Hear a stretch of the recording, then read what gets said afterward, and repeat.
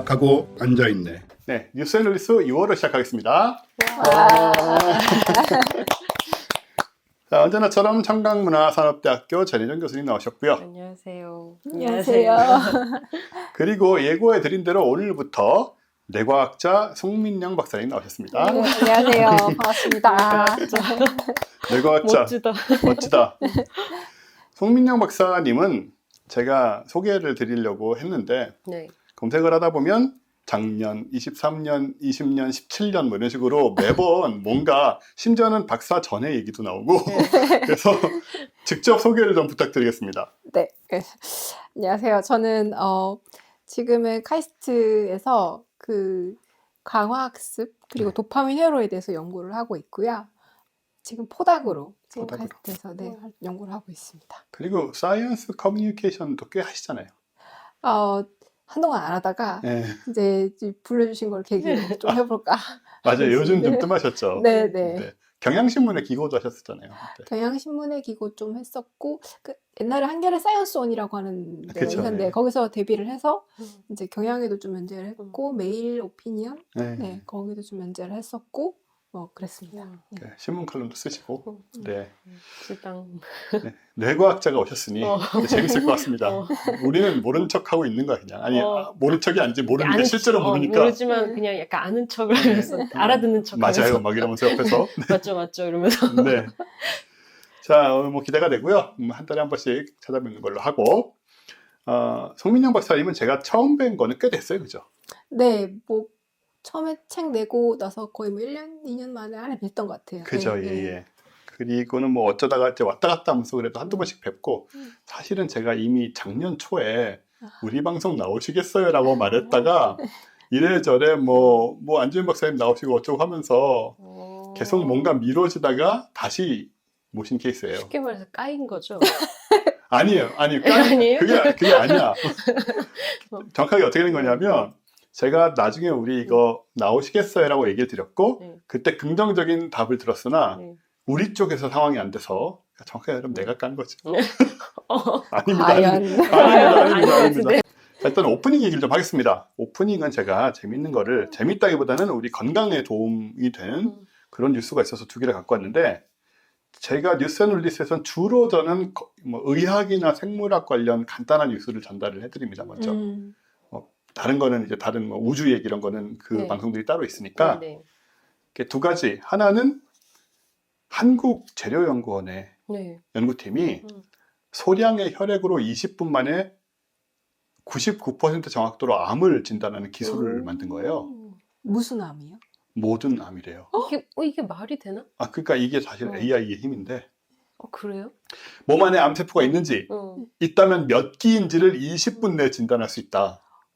예전에 그 친구 생각나지 않아요? 그 여자 사기꾼이 있었잖아요. 아니에요. 그분 그건 아닙니다. 아니에요? 그분, 근데 거의 그 급의 그런 놀라움인데? 느낌이죠. 그분이 이제 사기꾼인데다가 요즘은 뭐 소시오패스의 전형이랍시고 막 자꾸 회자 모르는데 언론에서 회자가 되기까지 하는 분이라 좀 무서운 얘기가 있으나 이것은 그렇지 않고요. 바이오 헬스 재료 연구본부의 정호상 박사 연구팀이래요. 근데 혈액 내에 존재하는 미량의 암세포 DNA를 검출해서 암을 조기 진단하는 광학 기반 바이오 센서라고 하는데 이게 무슨 소린가 저도 보면서 뭐지 광학으로? 라고 생각을 했는데 내용이 이렇더라고요.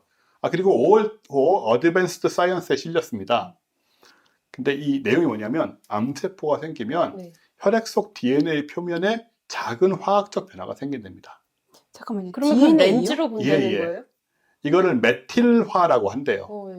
DNA 표면에 아주 작은데 일반적으로는 확인할 수가 없을 정도로 작은 변화가 생긴대요.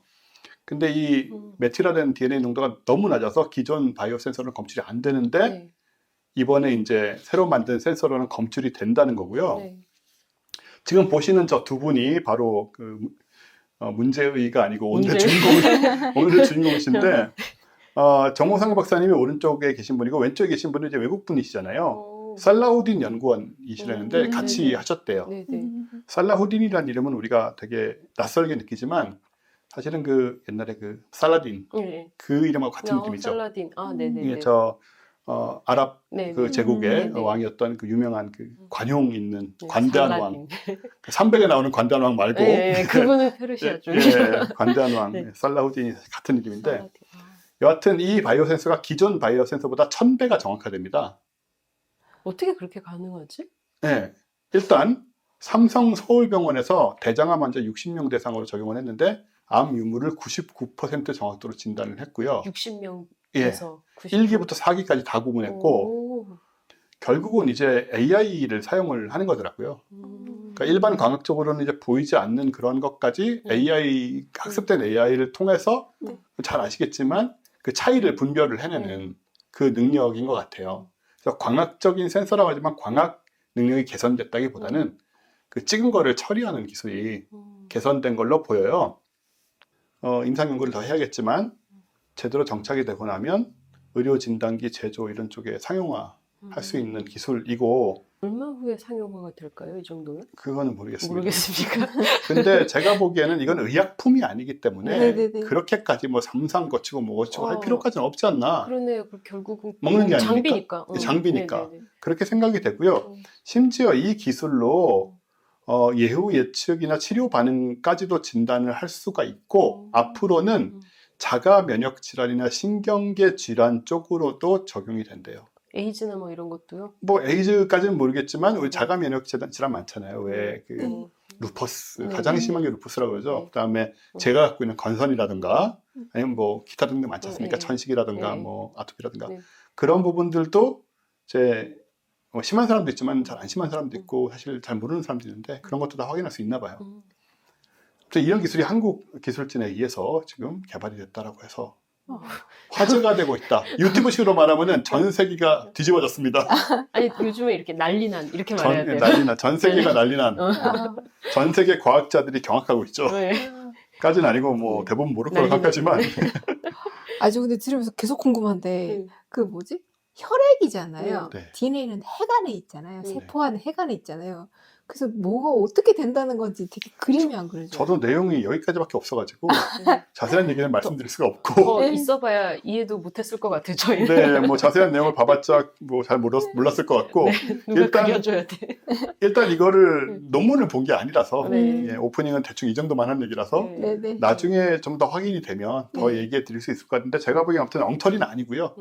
예, 되는 거다라는 그래서 암 관련해서 우리가 조금이라도 의심이 가면 혹은 그냥 혈액 검사 하는 과정에서 어쩌면 뭐 암 검사를 동시에 할 수 있는 게 아닌가 이런 식이 되면 그런 생각이 들어서 저는 몸이 안 좋기 때문에 혈액 검사를 정말 자주 하거든요. 1년에 몇 번씩 해서 저는 덕분에 그 사소한 건강 문제 때문에 큰 병들이 매번 진단되고 있는 게 아니고 매번 예방되고 있는 그런 느낌이 좀 있어요.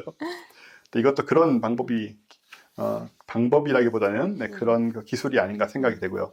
또 하나는 뭐냐 하면 영국인데 이거는 가정용 발 인식 스캐너래요. 이게 뭐죠?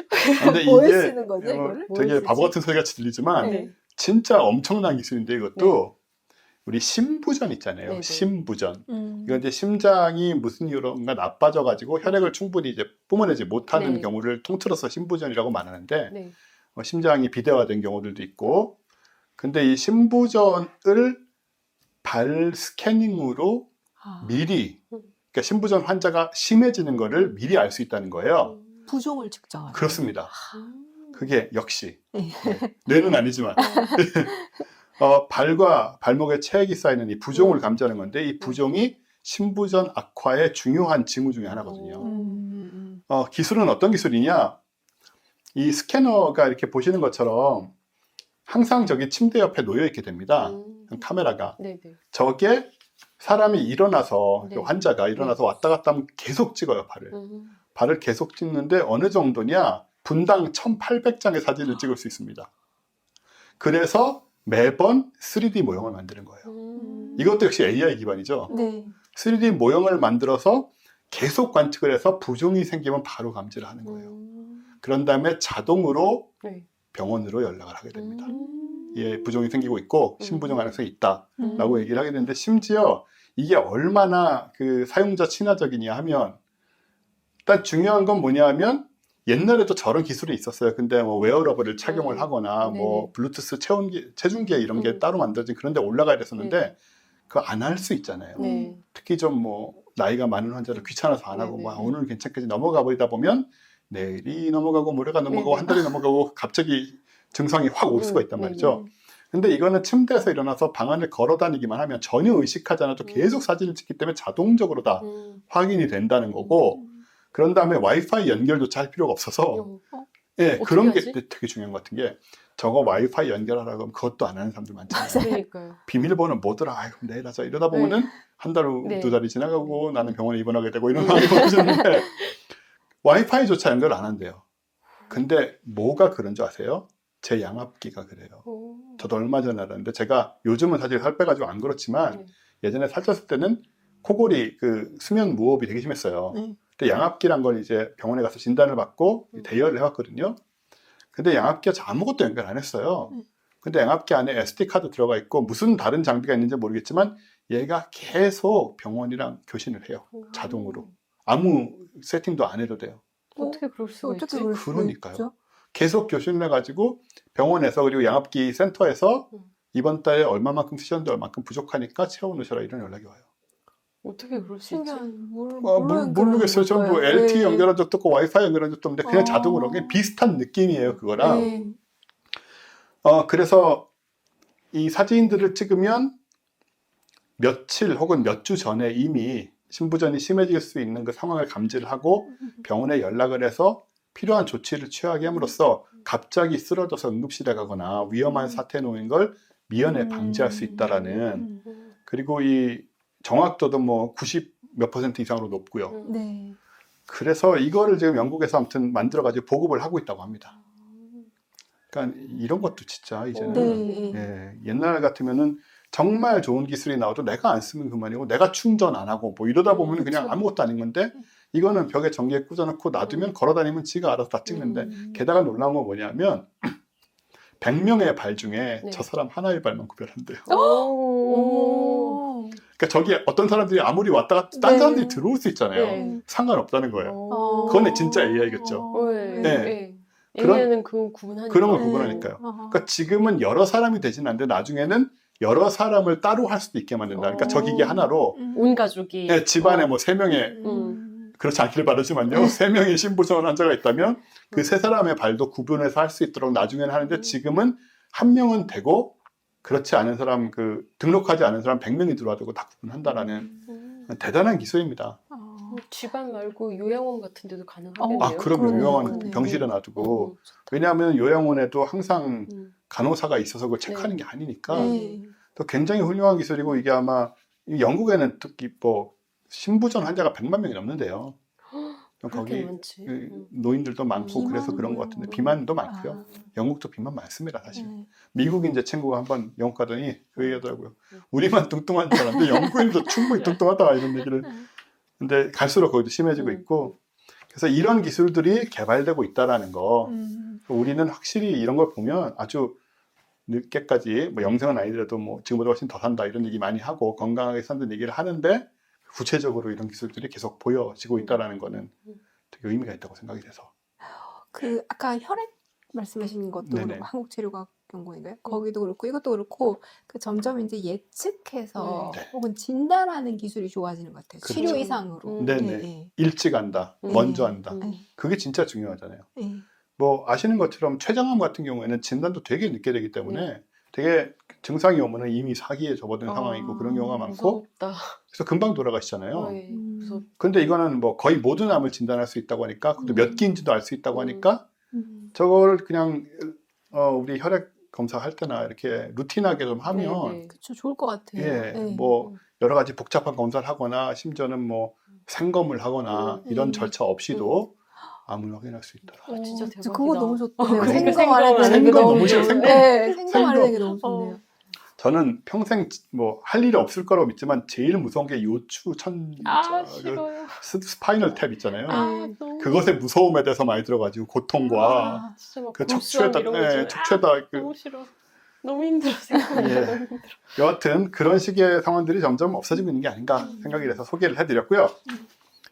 자, 저의 오프닝은 이 정도로 하고 이제 송민영 박사님의 얘기를 들어볼 텐데, 송민영 박사님 처음에 제가 섭외를 할 때 아니 한 달에 한 번씩 뭘 해야 되겠냐라고 걱정을 하시길래 제가 뭐 아무거나 해도 된다라고 우리 어차피 아무거나 하는 방송이잖아요.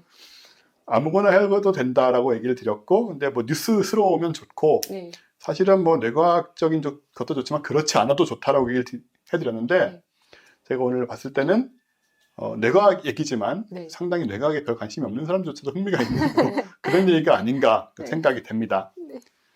자, 영어가 등장했습니다. 네. 이게 뭐냐면 네이처 리뷰 뉴로사이언스 저널입니다. 그리고 네이처 뇌과학의 최신 동향, 뭐 최근 지식 이런 걸 딱 잘 보여준 것 대표적인 저널 중에 그 리뷰 저널 중에 하나가 이제 네이처 리뷰 뉴로사이언스인데요. 여기에 저는 이제 지난 5월 말에 봤어요. 여기 섭외 나오기로 하고 나서 봤는 건데 지난 이제 4월 말에 딱 요 내용이 너무 추가가 됐어요. 내용이 뭔가 하면 Brain in Space예요. 우주에서의 뇌가 어떤가를 보겠다. 별로 생각 안 한 부분인데. 그죠? 아니 저는 이거 보고 나서 그 우리 왜 그랜트 쓰잖아요. 연구비 좀 주십시오. 그렇게 돈을 쓸 때는 항상 그게 들어가요. 아까도 그거 100만 명 얘기하셨잖아요. 심부정 환자. 그 환자들 이렇게 많다. 제발 나에게 돈을 주시라. 이런 얘기를 한단 말이에요. 이 사람은 어떻게 돈을 받았지? 그러니까 우주에 나간 사람이 얼마 안 되는데. 우주에 나가 몇 명이라고 지금 이걸 지금 네이처리 임팩트 팩터가 몇인데 지금 이걸 여기다 냈다. 돈을 어떻게 받은 거야 대체? 그래서 네이처는 지금 무슨 생각으로 이걸 냈나 찾아봤어요. 그래서 일단 그 중에 이유 중에 하나가 민간인 우주 비행사가 증가했다라고 합니다. 하긴 증가하고 있긴 하네요. 그래서 오, 난해한데요. 여기는 요게 연도예요. 1961년에 처음 나갔고 요 위에 있는 게 종류입니다. 빨간색이 우리 러시아 사람들, 파란색이 US, 노란색이 이제 차이나. 그리고 이제 요 중에 이제 커머셜로 이제 상업적으로 하는 이런 게 이제 보라색이에요. 그렇군요. 근데 그러니까 그리고 이쪽에 있는 거는 여성, 이제 오른쪽이 남성, 뭐 총에 대부분 다 남성이었겠죠, 그냥. 이제 점점 숫자가 엄청나게 많아지죠. 그렇네요. 이게 막 스페이스 2011년까지는 스페이스 셔틀 시대래요. 그 스페이스 셔틀 이렇게 사람들 많이 늘어났고. 그 다음부터 이제 여기서 보라색이 보이기 시작해요. 아까 커머셜이라 그랬잖아요. 근데 저는 커머셜이 2002년부터 벌써 나오더라고요. 전 누굴까요? 네, 모르겠어요. 누굴까? 누가 저 시절에 관광삼아 나간 거예요? 2006년에 여자도 있어요. 관광삼아 나간. 90년대 이때쯤부터 이제 여성분들도 많이 나가기 시작하고요. 지금 여기 이제 2020년대 가면 보라색 이렇게 왔습니다. 와, 그렇구나. 네. 그 우리 얼마 전에 드라마 별들에게 물어봐 거기도 나왔길래 뭐 저 도대체 언제 실현될 거 했는데 이렇게 많더라고요 벌써. 그렇네요. 네. 그래서 그러니까 이걸로 숫자를 가지고 내가 그랜트를 따려고 한다. 그러면 이제 절대 될 리가 없는 거인 거죠. 네. 하여튼 일단 민간인 우주 비행이 증가를 했고 그거 말고 이제 좀 더 다른 우주 산업이 다른 페이즈로 넘어가게 되는 게 들어갔대요. 장기 거주. 그렇죠. 장기 거주 같은 거 아니면 멀리 원우주로 나가는 거. 그러니까 지금까지는 주로 저궤도에서 이렇게 도는 게 많았는데 그 나사의 아르테미스 프로젝트 그렇죠. 이게 시작됐죠. 네, 그게 이제 달의 장기 거주를 포함하는 게 들어가게 되고 그다음에 달 궤도에다가 우주 정거장 게이트웨이 스테이션을 만든대요. 그래서 만들어서 여기 찍고 달로 가거나 여기를 찍고 화성으로 가는 거를 만들자. 그리고 요거까지를 이제 지구랑 왔다 갔다 하는 전기가 한 2030년쯤부터는 아마 될 것 같다. 이제 5년밖에 안 남았죠. 그 될 것 같다. 이게 된다. 과연? 트럼프 있고서 네. 그리고 이제 화성 유인 탐사 미션. 뭐 말은 10에서 20년 이내라고 한다고 합니다. 뭐 100만 명 보낸다잖아요. 하고. 100만 명 가면 이제 충분히 그랜트는 100만 명 10년, 20년은 불가능하지 않을까요? 안 되죠. 그러면서 이제 민간 미션도 많아지고 우주여행도 많아지고 이러면서 이제 뭔가 이제 숫자도 많아지기도 했고 뭔가 여태까지 했던 거랑 요 저궤도만 도는 거랑 좀 가닥이 달라진, 페이즈가 달라진 그러니까 요런 게 달라지면서 야 우리 이거 연구해야 돼 하는 필요성이 대두가 돼서 이제 요 타이밍에 네이처에서 딱 실어준 것 같아요. 그렇군요. 네. 저도 사실 근데 지금 트럼프하고 저 머스크하고 사이가 나빠지면서 최근에 이 며칠 사이에 원수가 됐거든요. 그러니까 갑자기 싸우더라고요. 2, 3일 사이에 원수가 됐어요 지금요. 근데 너무 웃긴 게 일론 머스크가 그 X에서 트위터에서 트럼프 계정 삭제했더라고요. 정말 완전 정말 며칠 만에 원수가 돼가지고 정말. 그럼 아르테미스 이제 로켓에 저 스페이스X 로켓이 공급되는데 그것도 빼버리겠다는 말도 벌써 나왔고, 그런 다음에 트럼프 쪽에서는 뭐 지원 안 해준다 이제 니네한테.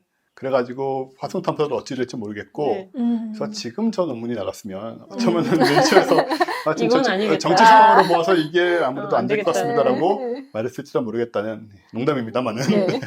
여하튼 흐름은 분명히 있는 거죠. 그렇죠. 흐름이 있고 다행히 얘는 2달 전에 맞고. 네, 그렇죠. 타이밍이 중요합니다. 그래서 뭐 우주 나가는 거 좋은데 이게 왜 어려운가? 그러니까 이제 나사에서 그 휴먼 리서치 프로그램이라는 게 있대요. 거기서 이게 뭐가 문제인가를 5가지를 꼽았다고 합니다. 그러니까 비슷한 것끼리 묶어서 일단 2가지씩 말씀을 먼저 드리면, 일단은 좁고 극단적인 환경이래요. 네, 그러면 이제 되게 좁은 환경이고 그 안에 이제 계속 살다 보니까 감각 정보가 되게 부족해지잖아요. 맨날 보던 거 또 보고 만났던 사람 또 만나고 뭐 거기다가 사생활이 없대요. 그렇겠죠. 자기 개인 공간이 따로 있는 게 없으니까. 네. 그래서 제가 이게 뭐 얼마나 좁고 극단적이고 얼마나 보던 사람 또 보는 건지 궁금해서 찾아봤어요. 찾아봤더니 지금 우주정거장이 몇 개 있는지 혹시 아시는 분들이 모릅니다. 중국하고 ISS하고 중국에서 올려놓은 게 2개가 있나? 하나가 있나? 그래서 토탈 2개래요. 2개인 거죠? 네, 토탈 2개가 있다고 합니다. 원래 중국 거 하나는 떨어졌고 지금 새로 올라간 게 하나 있죠. 그래서 ISS가 있고 천공이 하나가 있고 천공은 근데 그냥 제가 좀 하면서 놀랐던 게 ISS는 뭔가 뒤에 여러 나라가 붙어요. 근데 천공은 그냥 딱 한 나라더라고요. 중국. 네, 딱 한 나라고 그 안에 몇 명 있는가 봤더니 ISS는 6명에서 7명이래요. 많으면 13명. 그 다음에 뭐 천공은 3명. 많으면 뭐 한 6명. 뭐 이 정도 됐대요. 그러니까 6명에서 7명이랑 3명이랑 이제 계속 보고 이렇게 있어야 되는 환경인 거예요. 너무 힘들겠다. 그 중에 한 사람, 2사람만 서로 원수가 져도 정말 너무 힘들겠다. 바로 내려올 수도 없고 진짜 그런 일이 생길 수 있잖아요. 진짜 좁은 기숙사 안에 4명이 사는데 2명이 원수된 느낌이잖아요. 그리고 저 안에서는 절대 연애하면 안 돼요. 연애 자체는 괜찮은데 깨지고 난 다음에 문제가 되는 거예요. 큰일이다. 깨지는 것도 막 흉하게 깨지는 경우 있잖아요. 그러고 나면 꼴도 보기 싫은데 그 참는 것도 정도가 있고 돌아가지도 못하고 그리고 뭐 하루라도 내가 좀 바깥에 나갔다 들어올 수 있으면 어떻게 견디겠는데 나가서 담배 피고 나가서 담배 피고 뭐 술 한잔 마시고 힘내서 해야지 이러면 좋은데 그것도 안 되고 사실 그 걱정 많이 하거든요. 화성 갈 때도 뭐 8개월 동안이나 갇혀 있어야 되는데 저거 나중에 내부에서 문제 생기면 어떡할 거냐 그런 얘기 많이 하는데 그런 식의 스트레스들. 술도 못 마시고 음식도 맨날 똑같은 거 먹잖아요. 그러니까요. 비슷한 거. 그래서 이런 게 문제가 된다. 그리고 되게 또 멀리 떨어져 있고 고립돼 있다. 화성 같은 경우에는 이제 송신하는데 벌써 한 20분 정도 이렇게 들잖아요. 그럼 뭐, 야, 나 큰일 났어 했는데 한 20분 있다가 이제 연락이 오고, 지구 가족들하고도 안 되고 지구랑 멀고 뭐 이래서 문제들이 생기는데 그럼 과연 인간의 마음이 잘 작동할 수 있을 것인가 이런 환경에서. 그러게요. 아무도 경험해 본 적이 없으니까. 그렇죠. 네. 아니 그 비싼 돈 들여가지고 사람들 잘 골라서 저기 보냈는데 뭔가 멘탈이든 코그니티브 펑셔닝이든 잘 안 돼가지고 이게 안 되면 곤란하잖아요. 저 안에서 최악의 경우 안에서 서로 죽이고 그렇죠. 칼부림 나고 갑자기 확 들어가지고 푹 해버리고 뭐 지구에서 연락 왔는데 어디 있냐 그러면 모르겠다 그러고 막 눈이 막 가가지고 나 어디 있는지 모르겠어 우주로 돌려보냈어 막 이러고 무섭다 그러고 보니까. 근데 정말 잘 뽑는다고는 멘탈이 튼튼한 사람 잘 골라서 뽑는다고는 하지만 그래도 중요하다고. 가보면 어떻게 될지 그쵸, 모르죠. 맞아요. 모르는 거예요. 멘탈이 튼튼한 거랑 또 거친한 거랑 또 다른 문제고. 그래서 그 얘기 하더라고요. 그 우주선에 있다가 나가서 갈 때는 우주복을 입어야 되는데 그 옛날 장군들 갑옷 입는 것처럼 혼자서 못 입고 다른 사람이 도와줘야 된대. 한 2명 정도가. 근데 이제 거기서 SF 소설 같은 걸 써보면은 이제 머리 같은 거 나서 잘 조여야 되는데 죽어라. 나가 대충 가봐서 이렇게 보내주고 나 다 했어 이러고 보내버리고. 대충 해놓고 내보내고 혼자 웃고 있고 막. 무섭다 진짜. 진짜 모르는 거예요. 있는 것처럼 얘기하지만. 그러니까 모르는 거죠. 그래서 이게 과연 인간의 마음이 버틸 수 있을 것인가 해가지고 이제 연구들이 있었어요. 마스 500이라고 하는 건 이제 모스크바에서 진행이 됐고요. 그거 말고 이거는 뭐의 약자인지 정확히 기억이 나지 않지만 하와이에서도 했고 그 다음에 콘콜드 스테이션 요거는 남극에서 진행이 됐어요. 하와이 실험은 저도 보긴 했어요. 비슷하게 그냥 다 막아놓고 못 나가게 하고 그 안에서 어떻게 되는지 뭐 이런 거 했는데 그래도 우주 나가 있는 거랑 다를 것 같아요. 하와이 뭐 그쵸. 정말 이머전시면 나올 수가 있잖아요. 네, 저희도 어쨌든 그쵸. 그렇게 땅에 붙어 있고. 아니, 그리고 뭐 서로 죽일 정도가 되면 나와야지. 그거는 뭐 칼싸움하고 있는데 밖에서 구경하고 있진 않을 거예요. 어쨌든 뭐 나름 하긴 했는데 네. 그것도 뭐 그쵸. 저는 근데 연구만 봐도 이 짓을 꼭 반드시 해야 되나, 우주를 기피고 무조건 나가야 되나 생각이 들더라고요. 이 네. 마스 500이 왜 500이냐면 네. 우리나라, 지구에서 화성까지 가서 화성에서 뭔가 좀 하고 오려고 하면 그래도 500일은 잡아야 된다 해가지고 잡힌 거래요. 네. 그래서 그 가는 동안의 환경을 거의 그대로 재현을 하고 거기에서 있는 경험하는 구간들도 이제 비슷하게 만들어 놓고 재현을 하고 이렇게 했는데 이제 그 안에서 사람들의 마음이 어떻게 돌아가는가, 갈등 구조가 어떻게 되는가 이런 얘기를 했고요. 스파르타 300 뭐 이런 거 생각했는데 500이었구나. 마스 500, 스파르타 300, 500명의 마스 전사가 가서 네, 그런 거라고 생각하고. 막 그냥 단합력으로 그냥 This is Mars 이러면서. 그러면서 버티고 그냥 죄송합니다. 그래서 이제 했는데 이제 그러면 이제 감각 정보의 제한 중에서 이제 몇 가지 문제가 있어요. 네. 하나가 이제 대표적인 게 서카디안 리듬이에요. 일주기 리듬. 그렇죠. 네, 그게 우리 멘탈 건강에 되게 중요한 역할을 하거든요. 그래서 왜 코로나 때 애기들 그 학교 안 가고 네. 다 이러니까 이제 생활 리듬 다 깨지고 네. 그런 멘탈 깨지고 이런 얘기가 있거든요. 그래서 사실은 정신질환, 뭐 우울증, 뭐 조현병 이런 분들 때 걸린 분들도 네. 일주기 리듬만 잡아줘도 그 무드 이게 훨씬 좀 안정이 된다라고 해요. 그래요? 예, 예. 그래서 요걸 딱 네, 잡아주기 해보게. 위해서. 아니 정말 이렇게 낮과 밤 잘 지키기만 해도 이게 잘 좋아진다는 게 너무 신기해서. 훨씬 안정이 된대요. 네. 그게 낮이냐 밤이냐에 따라서 그 호르몬 분비라던가 그다음에 뇌 활동 이런 게 되게 많이 달라지거든요. 네, 유전자 발현은. 문제는 이제 우울증, 조현병 걸린 사람이 스스로 그거 할 수가 없으니까. 그쵸. 그게 안 되죠. 옆에서 강제로 시켜야 되는데 누군가 해줘야 되는데. 갓생 못 산다고. 우울증 걸린 사람. 그게 어려운 건데. 힘들죠. 여하튼 그런 것들까지 이제 다 덧대 실험을 통해서. 네, 그래서 요 문제를 해결하려고 이제 하루 생활을 되게 규칙적으로 만들어주고요. 조명을 이제 일괄적으로 바꿔준대요. 네. 낮밤처럼 느껴지게. 그쵸. 낮에는 뭐 이제 푸른 빛을 쓰고 점점 어두워진 빛을 해서 이렇게 조명을 꺼준다거나 이렇게 하고 그래서 일과 규칙을 지키고 그다음 또 하나 좀 인상적이었던 게 맨날 보는 게 시커먼 우주잖아요. 여기서 보면 이제 뭐 낭만 뭐 이렇게 얘기를 하지만 그 대충 비어 있잖아요. 네. 그래서 그거를 하기 위해서 이제 심리 치료 같은 효과를 주는 것 중에 하나가 자연을 보여주는 거예요. 자연을. 네, VR 같은 걸로. 녹색, 특히 초록. 파란 거보다는 초록. 이게 뭔 소린가 했는데 실제로 그런 연구가 있더라고요.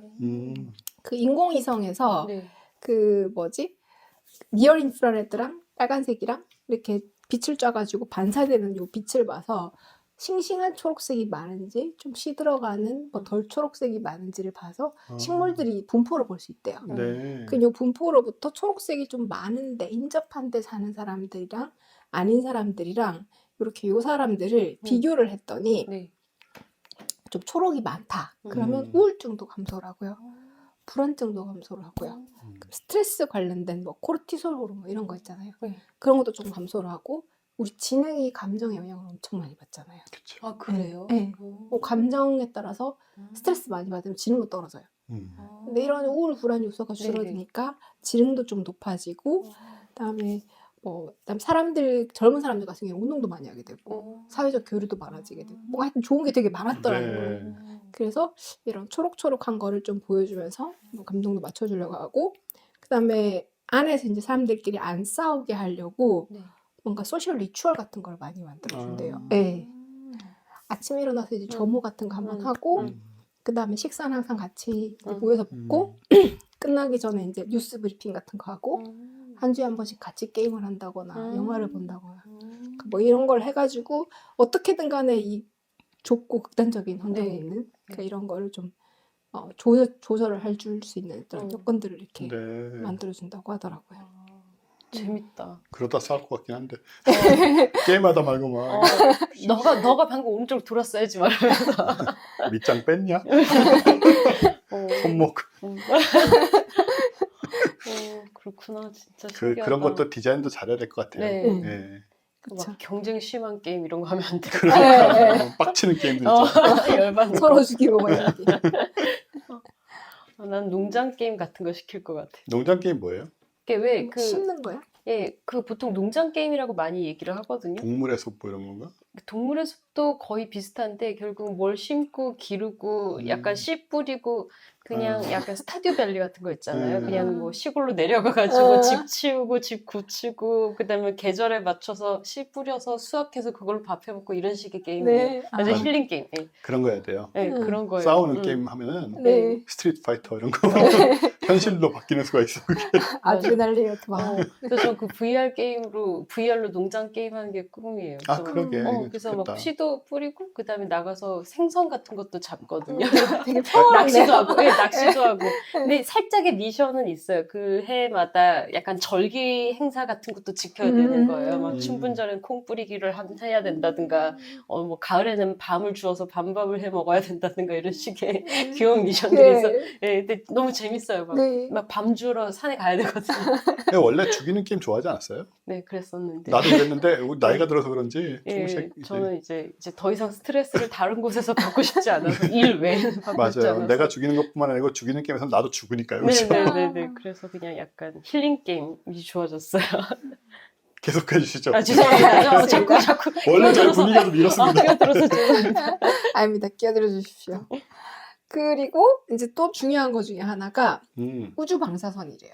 우주 방사선. 네, 이 방사선 제가 또 생물과 베이스라 뭔 소리인가 싶어서 조금 알아봤는데 네. 한 90% 정도는 양선자고 그쵸. 10% 헬륨이온이고 1%는 중이온이래요. 네. 뭐 철, 실리콘, 산소 같은 중이온들. 그럼 이게 뭐가 얼마나 많길래 문제가 되는가 했더니 숫자 제가 못 외워서 적어왔습니다.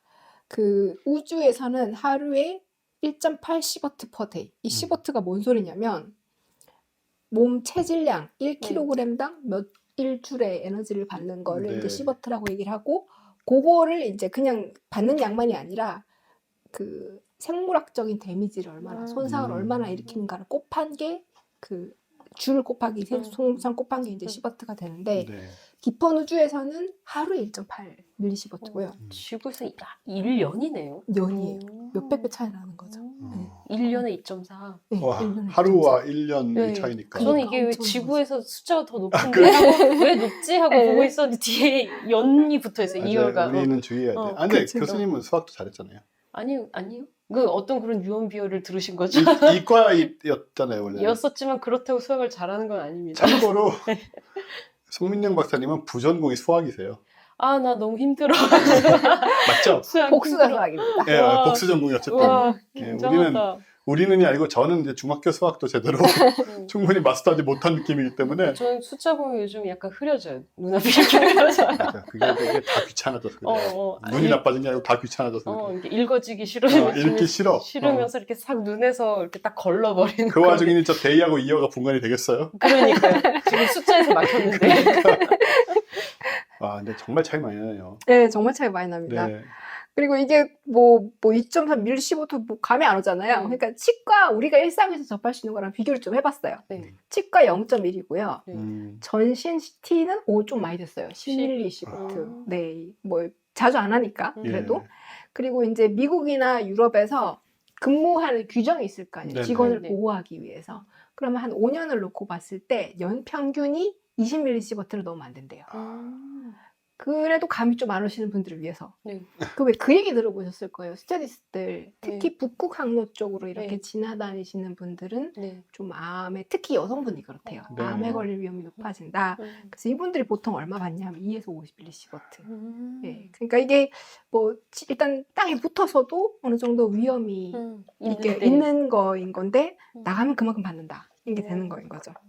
구름 위만 올라가도 저렇게 받아서 그걸로 바로 영향을 받는데. 그러니까요. 네. 와, 그냥 바로 대기권 밖으로 바로 나가면 저렇게 된다는 거잖아요. 지상에 우리 대충 사는 우리는 생각 없이 그냥 살고 CT도 진짜 몇 년에 한번 받을까 말까 하니까 그런가 보다 하고 살는데 저거를 우주에 나가서 몇 달씩 있을 생각을 하면 얘가 다른 거죠. 그쵸. 저걸 그냥 막 이렇게 그냥 이렇게 자주 다니는 승무원만 해도 2-3배 높대요. 그러니까요. 암의 비율이 일반인에 비해서.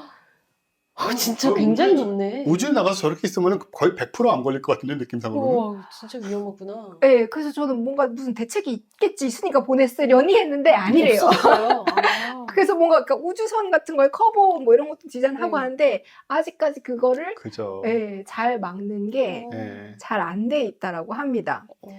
그래서 이런 게 이제 들어가면 이제 산화 스트레스 나오고 DNA 손상 같은 거 되고 뭐 당연히 DNA 손상될 정도 되면은 뇌에 뭐 해마 같은 부분에서 이렇게 막 줄줄이 손상이 나오겠죠. 인지유연성.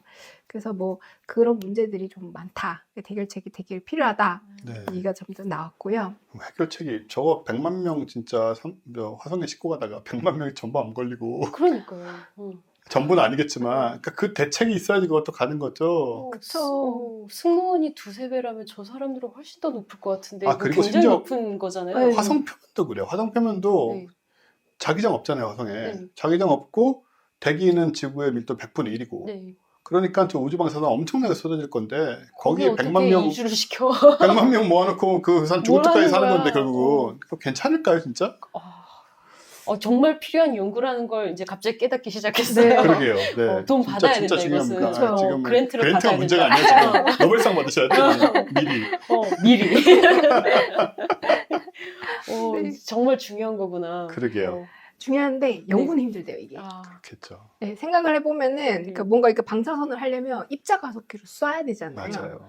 쏴야 되는데 우주에서는 뭔가 이렇게 여러 가지 종류가 칵테일처럼 믹스돼서 나오고 그다음에 에너지 준위도 되게 다양하잖아요.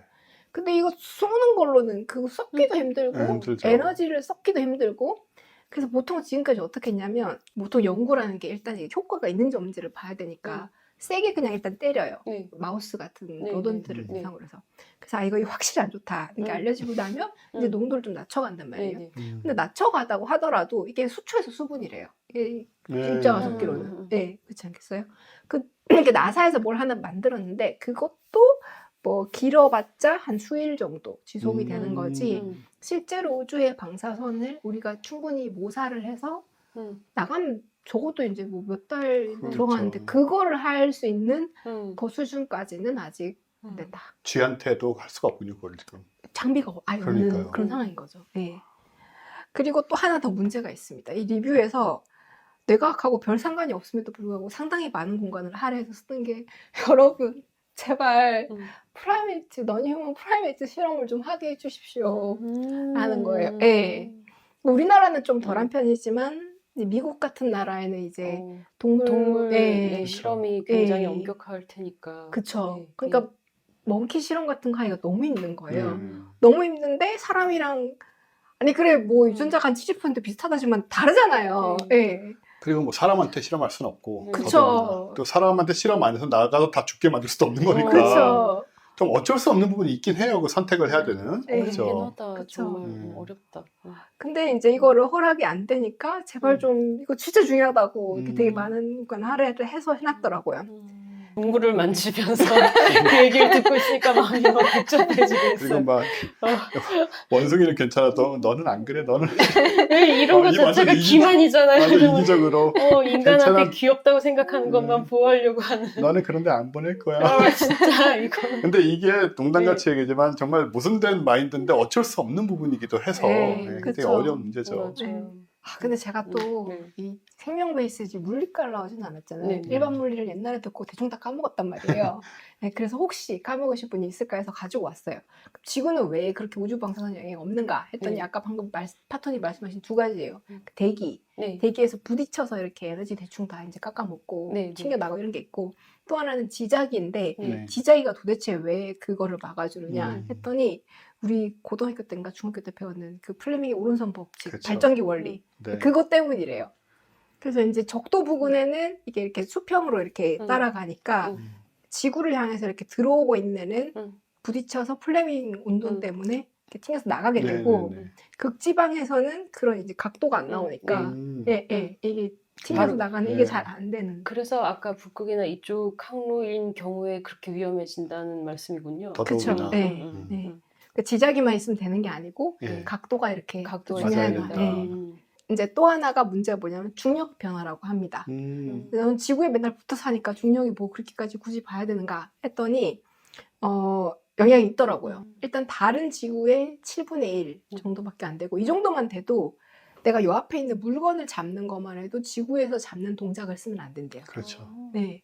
난리 나죠. 네.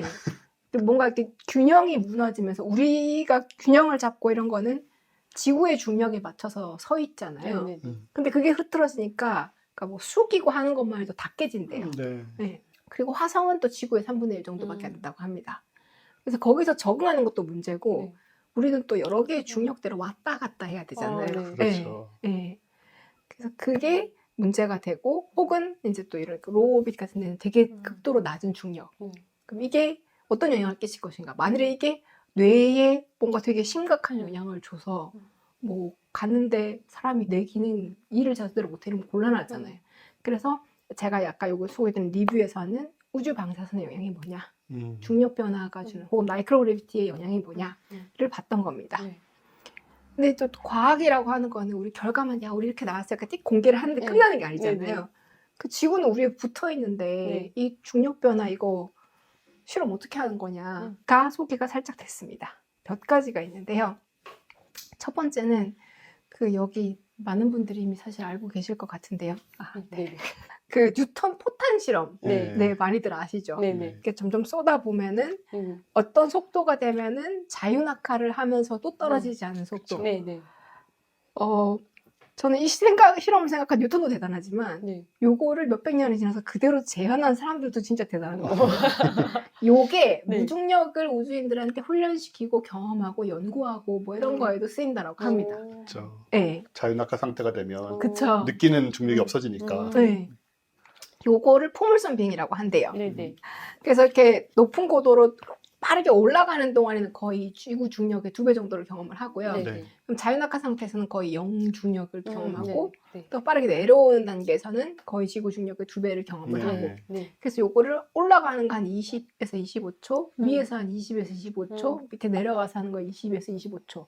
요거를 한 30번 정도를 도는 거예요. 일단 여기서 걸러지죠. 아, 우주에 나가려면은 이거 30번 정도는 버틸 수 있는 체력이라 된다. 나 힘들어. 벌써 힘들어. 토하고 빡치고 난리치면 네. 그것도 처음에 그런지 몰라도 30번 할 때까지 계속 그러면 그 사람은 나가지 말아야지. 그렇죠. 그리고 말만 들어도 되게 비싸지 않아요? 뭐 1인당 1,400만 원 정도 들어간대요. 네. GPT 참고라서 믿을 수는 없지만 뭐 GPT에 따르면 그렇대요. 그래서 요거는 이제 너무 비싸니까 또 시간 지속이 안 되고 다른 게 뭐냐면 드라이 이멀전이라는 거래요. 드라이 이멀전? 네, 이게 왜 드라이 이멀전이라는 이름이 붙었냐면 그 사람이 실제로 물에 이제 누워 있는데 물에. 네, 근데 몸은 안 젖게 네. 완전히 다 감싸는 거예요. 네. 그래서 이거를 왜 하냐면 중요한 이유 중에 하나가 그 우리는 여기 앉아 있으면은 의자가 지지가 되고 누워 있으면 침대가 지지가 되는데 뭔가 이렇게 지지할 데가 없는 상황이 되잖아요. 중력이 없으면 둥둥 떠 있는. 그래서 그 상황에 적응되는 거를 좀 보고 싶어서 이 연구를 하는 거래요. 너무 힘들겠다. 네, 그래서 이게 제가 뭔가 생각이 있어가지고 그 관련된 게 이제 잠자는 게 아마 제일 많이 관련이 될 것 같아요. 그래서 보면은 잠을 자는 게 뭐 저런 모양이래요. 하나는 이제 그래도 자기 공간은 뭐 이렇게 꾸밀 수 있게 해놓은 공간이 있는 거고 하나는 이제 거의 이제 고정이 돼 있는 거죠. 그렇죠. 그럼 저기만 해도 이제 폐쇄공포증 있고 이런 분들이 절대 못 가는 그러니까 되어 있고 저게 잠을 자기 되게 안 좋대요. 왜냐면 그 우리 몸 안에 귀 안쪽에 전정기관이라고 균형 잡는 데가 있잖아요. 그럼 몸이 움직이면 걔가 계속 뭔가 센스를 하잖아요. 뇌에 자꾸 신호를 보낸단 말이에요. 그리고 저궤도 위성 같은 경우에는 하루에 해가 16번인가 뜬대요. 16번인가 뜨니까 빛이 이제 계속 좀 왔다 갔다 하고 저기 다 기계잖아요. 그러니까 뭔가 삐삐삐삐 이런 소리 같은 게 알람 같은 소리가 이제 계속 들리는 거예요. 그러니까 이제 지구에서는 한 7, 8시간 자던 사람들도 거기 가면 한 5시간 반, 6시간 이렇게밖에 못 자고 수면에는 사이클이 있잖아요. 1단계에서 점점점 깊은 수면, 푹 자는 수면으로 갔다가 이제 꿈 꾸고 다시 올라간단 말이에요. 깊은 수면까지 못 내려가는 거예요. 꿈도 잘 안 꾸고 그러니까. 너무 힘들겠다, 진짜. 제가 SF를 하나 구성한 적이 있는데요. 쓰진 않았는데 뭐냐면 이렇게 꽤 큰 그 우주정거장인데 무중력 상태에서 어떤 사람이 그만 어쩔 수 없이 중간에 한가운데 멈춰버린 거예요. 그러니까 이 사람은 움직일 수가 없게 돼버렸어. 어디로도. 그 상태로 갇혀버린 거죠. 아, 너무 힘들어. 아무것도 날 붙잡은 게 없고 네. 공중에 떠 있는데 심지어 네. 칠거나 잡을 게 있어야 옮기잖아요. 그렇죠. 몸은. 반짝이는 근데 네. 아무것도 안 닿는 그 스팟에 가버린 거야. 아, 너무 힘들겠다. 정말 진짜. 적은 공간 안에 들어가 버려서 아, 너무 힘들었어요. 정말 생각만 해도 정말 죽을 것 같아요. 약간 저기 심지어 저기 네, 같잖아요. 약간 패소 느끼고 있어요, 네, 지금. 이게 의외로 패소의 느낌이에요. 내가 아무 데로도 못 가고. 네. 그래서 이 사람이 이제 하려고 했던 게 뭐냐면 저 구석에 무슨 책받침 같은 게 하나 있는데 네. 저거만 손이 닿으면 공기는 있으니까 그러니까요. 어떻게든 해가지고 조금씩 움직이는데 저기 안 닿는 거야. 진짜 요만큼 차이로. 네.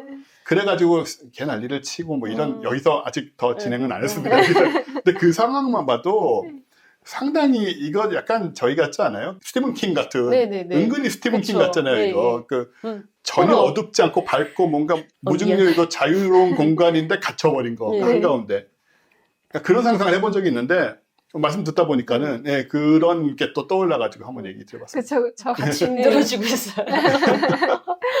그래서 이런 거를 보는 게 있고 근데 네. 이 실험도 보면 수일에서 한 2, 3주 한대요. 나는 돈 이거 한 몇 천만 원에서 1억 정도는 줘야 하지 절대로 안 하고 싶은 것 예. 같더라고요. 예. 그럼 또 다른 그러니까. 거는 뭐냐면 네. 헤드 다운 베드 레스트라는 거예요. 불편해. 네, 보기만 해도 불편해요. 뭐 침대에 눕는데 머리를 이렇게 살짝 6도 정도 6도 낮게 정도. 하는 거예요. 치과 거기서 계속 자는 느낌 같다. 치과도 저렇게까지 돼. 그런 네, 아, 요즘 그쵸, 거의 그쵸. 매주 치과 가잖아요. 아, 네네. 저렇게까지 내리진 하진 않아요. 않아요. 웬만해서는. 그쵸. 저럴 치과는- 일이 별로 없죠, 사실. 사실 그래도 머리가 더 높죠. 머리가 그렇구나. 네, 머리가 저건 어떤 경우에 겪냐면요. 캠핑 갔는데 텐트를 잘못 쳤을 때 밑에가 살짝 높게 다들 그런 경험 있어요. 맞아요, 언젠가 뭐 맞아요. 중학교 때도 뭐 작년에도 아, 있는데 뭔가 약간 잘못 쳐가지고 안 그래도 불편한데 머리가 살짝 나오시고 이게 뭔가 계속 진짜 내려가는 짜증나고 네.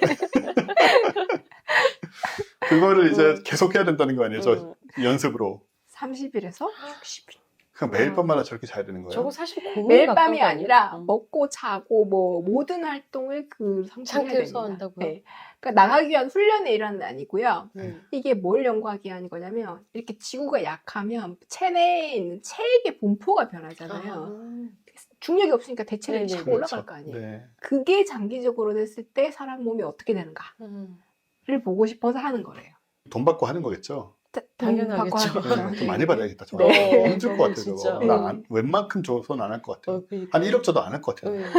너무 힘들 것 같아요. 그러니까 하루 만에 나는 포기할 것 같아요. 네. 그래서 뭐 근손실도 많이 일어나고 그러니까요. 뭐 장내 미생물 같은 거 영향을 주고 그래서 누워서도 계속 뭐 상담 받고 체크 계속하고 이렇게 운동 같은 것도 받고 이렇게 해서 꾸역꾸역 간신히 이어서 30일, 60일 한다고 하더라고요. 근데 저런 정도 실험은 할 수 있나 봐요? 미국에서도? 사람 대상으로? 저도 이게 IRB를 어떻게 통과했는지는 모르겠는데 뭐 할 수 있으니까 논문이 나왔겠죠. 네, 후유증이 있을 것 말하면. 같은데. 네. 네. 그게 비폭력적인 고문법으로 쓸 수 있겠다. 그러니까요. 그러니까요. 거의, 진짜 거의 뭐. 고문이에요. 말 안 하면 조금 더 아, 독립운동가 어딨어? 5도도 낮추겠다. 이러면 말하겠어. 더 이상은 견딜 수 없어. 뇌척수액이 저런 상황이랑 관련도 있겠네요. 그쵸. 네. 뇌척수액의 분포가 달라지니까. 네. 네. 그 뇌척수액 혹시 까먹은 분들을 위해서 말씀을 드리면 뇌척수액은 이제 뭔가 이렇게 뇌가 팅 부딪혔을 때 충격을 완화도 해주고요. 뇌가 이렇게 두부같이 물렁물렁하니까 자기 무게를 못 이겨서 푹서가 안 무너지게 네. 부력을 제공해주고 또 최근에 밝혀진 되게 중요한 이유 중에 하나는 노폐물을 제거해줍니다. 노폐물도. 이 노폐물 제거 효과가 잘 때 특히 많이 일어나요. 네. 그래서 잠을 안 자면 그 알츠하이머랑 관련이 있는 아밀로이드 단백질 같은 게 축적이 많이 돼서 정말 안 좋다. 여러분 잠을 자셔야 된다. 뭐 그런 얘기를 많이들 합니다. 그리고 영양분이라든가 뭐 다른 호르몬 분포 같은 것도 이제 하는 김에 뭐 노폐물만 쓸어 가겠어요. 이렇게 네. 다 이렇게 정리를 해주는 그런 역할들을 하고 있는데 얘가 이제 중력이 없잖아요. 네. 뭔가 분포가 변하는 거예요. 흐르기만 하는 게 아니라 뇌 밖에도 이제 뇌실이 네. 있지만 뇌 안에도 이제 뇌실이라고 네. 이제 뇌척수액이 차는 공간이 있단 말이에요. 네. 저 이거 좀 보고 놀랐는데 7에서 25%까지 팽창하는 거예요. 괜찮은 너무 거예요? 무서워. 그거? 어떡해? 그렇게 괜찮은 저도 거예요? 괜찮을까 싶었는데 네. 놀랍게도 네. 이게 충격을 완충하고 압력 같은 걸 조절해 주잖아요. 네. 그리고 이렇게 물이 차 있으니까 뇌가 이렇게 물렁물렁하니까 네. 쭉 이렇게 모양을 바뀌어가면서 이걸 버티나 봐요. 어떻게 적응을 하는군요. 네, 적응을 하는가 봐요. 인간은 정말 신체 굉장하다. 네. 저 뇌 안에서 저런 일이 벌어지다니 너무 굉장하다, 진짜. 근데 그래서 이제 어떤 또 거기다가 이제 몸이 되게 극한의 새로운 적응을 해야 되는 상황이 놓이니까 뇌의 여러 부분들이 바뀌게 됩니다. 바뀌어서 작아지는 부분도 있고 커지는 부분도 있고 하지만 전체 부피만 봤을 때는 안 변하더라. 네, 그런 결과가 나와 있고요. 대신에 이거는 지구 딱 도착했다고 샥 바뀌는 건 아니고 몇 개월에서 길게는 한 1년 정도는 가야 이게 다시 돌아온다고요. 네, 네. 원래 우주 나갈 생각 별로 없는데 점점 더 가기 싫어진다고. 네. 많은 사람들의 꿈을 꺾는 방송이 아닌가 싶어요. 우주에 대한 진짜 굳이 기필코 반드시 가야겠니라는 생각이 정말 많이 들더라고요. 네. 그리고 요거랑 아마도 관련이 있는 걸로 여겨지는 좀 중요한 질병이 있대요.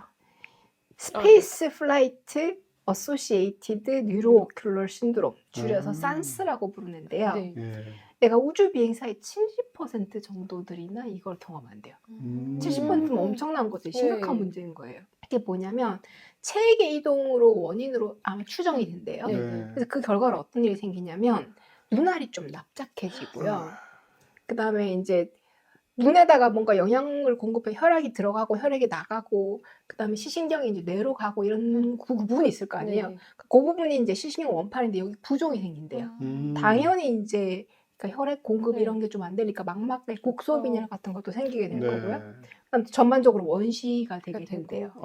먼 걸 못 보게 되고. 그렇죠. 그럼 이제 우주로 보냈어. 근데 시야가 점점 안 좋아져서 일을 못해. 이 곤란하잖아요. 가뜩이나 노안도 왔는데 여기서 원시가 더 되면 난 정말 가면 안 되겠다. 지금도 어려운데 지금. 원시가 먼 게 덜 잘 보이는 거고. 원시가 노안이에요. 그렇죠. 노안이. 가까운 게 안 보이는 거군요. 그렇죠. 네. 저는 근시구나. 맞아. 내가 근시니까. 아직 노안은 안 왔어요? 아직 안 온 것 같습니다. 걱정 마세요. 곧 오겠죠. 멀지 않았어. 그건 정말 너무 무섭다. 70%. 네. 그래서 이런 부분은 어떻게 고쳐야 될 것 같다. 근데 아직 해결책은 잘 안 나와 있고 그리고 문제가 알려져 있고요. 그다음 또 하나는 이제 sa람으로만 하지도 않고 설치류 실험도 하고 있습니다. 지금 이게 보여드리는 그림으로 하는 건데요. 이제 우주 비행사들이 못 걸어 다니잖아요. 그렇죠. 벽도 짚고 이렇게 막 다닌단 말이에요. 그러니까 꼬리를 이렇게 위에 달아가지고 쥐가 이제 앞발로 이렇게 돌아다니게, 뒷발은 땅에 안 닿게. 네, 그러니까 그렇게 하는 실험인데요. 보통 한 수주에서 몇 개월 정도를 뭐 이렇게 실험을 하고요. 이제 하면서 이제 쥐의 뇌에 어떻게 변화가 일어나는가, 뭐 근육 이런가 어떻게 변하는가, 그러니까 이런 거를 본다라고 합니다. 사람 같은 경우에도 이제 뭐 어떤 변화가 있을지 생각을 해보면 지구는 우리는 이제 뭐 할 때 천장 별로 신경 안 쓰잖아요. 불 켜고 끌 때 바닥 뭐 물건 피할 때 말고는. 근데 이제 우주에 가면 6면을 우리가 보게 되니까 그렇죠. 공간 탐색 방식이 되게 많이 달라진다라고 해요. 그렇겠네요, 진짜. 네, 일반적인 지구에서 쓰는 방법이 아니고 그 왜 논리 문제 풀 때 이렇게 돌리는 그런 거 있잖아요. 그쪽에 좀 더 가깝게 쓰게 된대요. 그리고 전정기관을 안 쓰고 못 쓰고 사실상 그 눈이랑 손, 팔다리 위치, 프로프리오셉션, 그러니까 고유 체신 이런 감각에 더 많이 신경을 쓰게 되니까 뇌 쪽 후반부에서 공간 인식 이런 걸로 되게 많이 변화가 일어난다라고 해요. 뭐 자기들끼리 연결이라든가 필요하니까 부피라든가 이런 게 되게 많이 변화가 일어나다라고 합니다. 결심이 되네요. 며칠은 갈지 몰라도 장기간은 절대 안 가고 화성에 안 갈 것이고 지구가 멸망하든 뭐하든 전 지구가 살아야겠어요. 저는 그냥 지구가 좋지. 지금까지는 제가 우주에 나갔는데 가장 불편했던 건 뭐냐면 거의 뭐 1년 가까이 훈련을 해야 되잖아요. 그러니까 저런 거 말고 다 빼고 뇌가 뭐 다 빼고 그냥 그 몸하고 뭐 가속도 체력 단련 뭐 그런 걸 해야 되는 그게 싫어서 귀찮고 가장 컸거든요.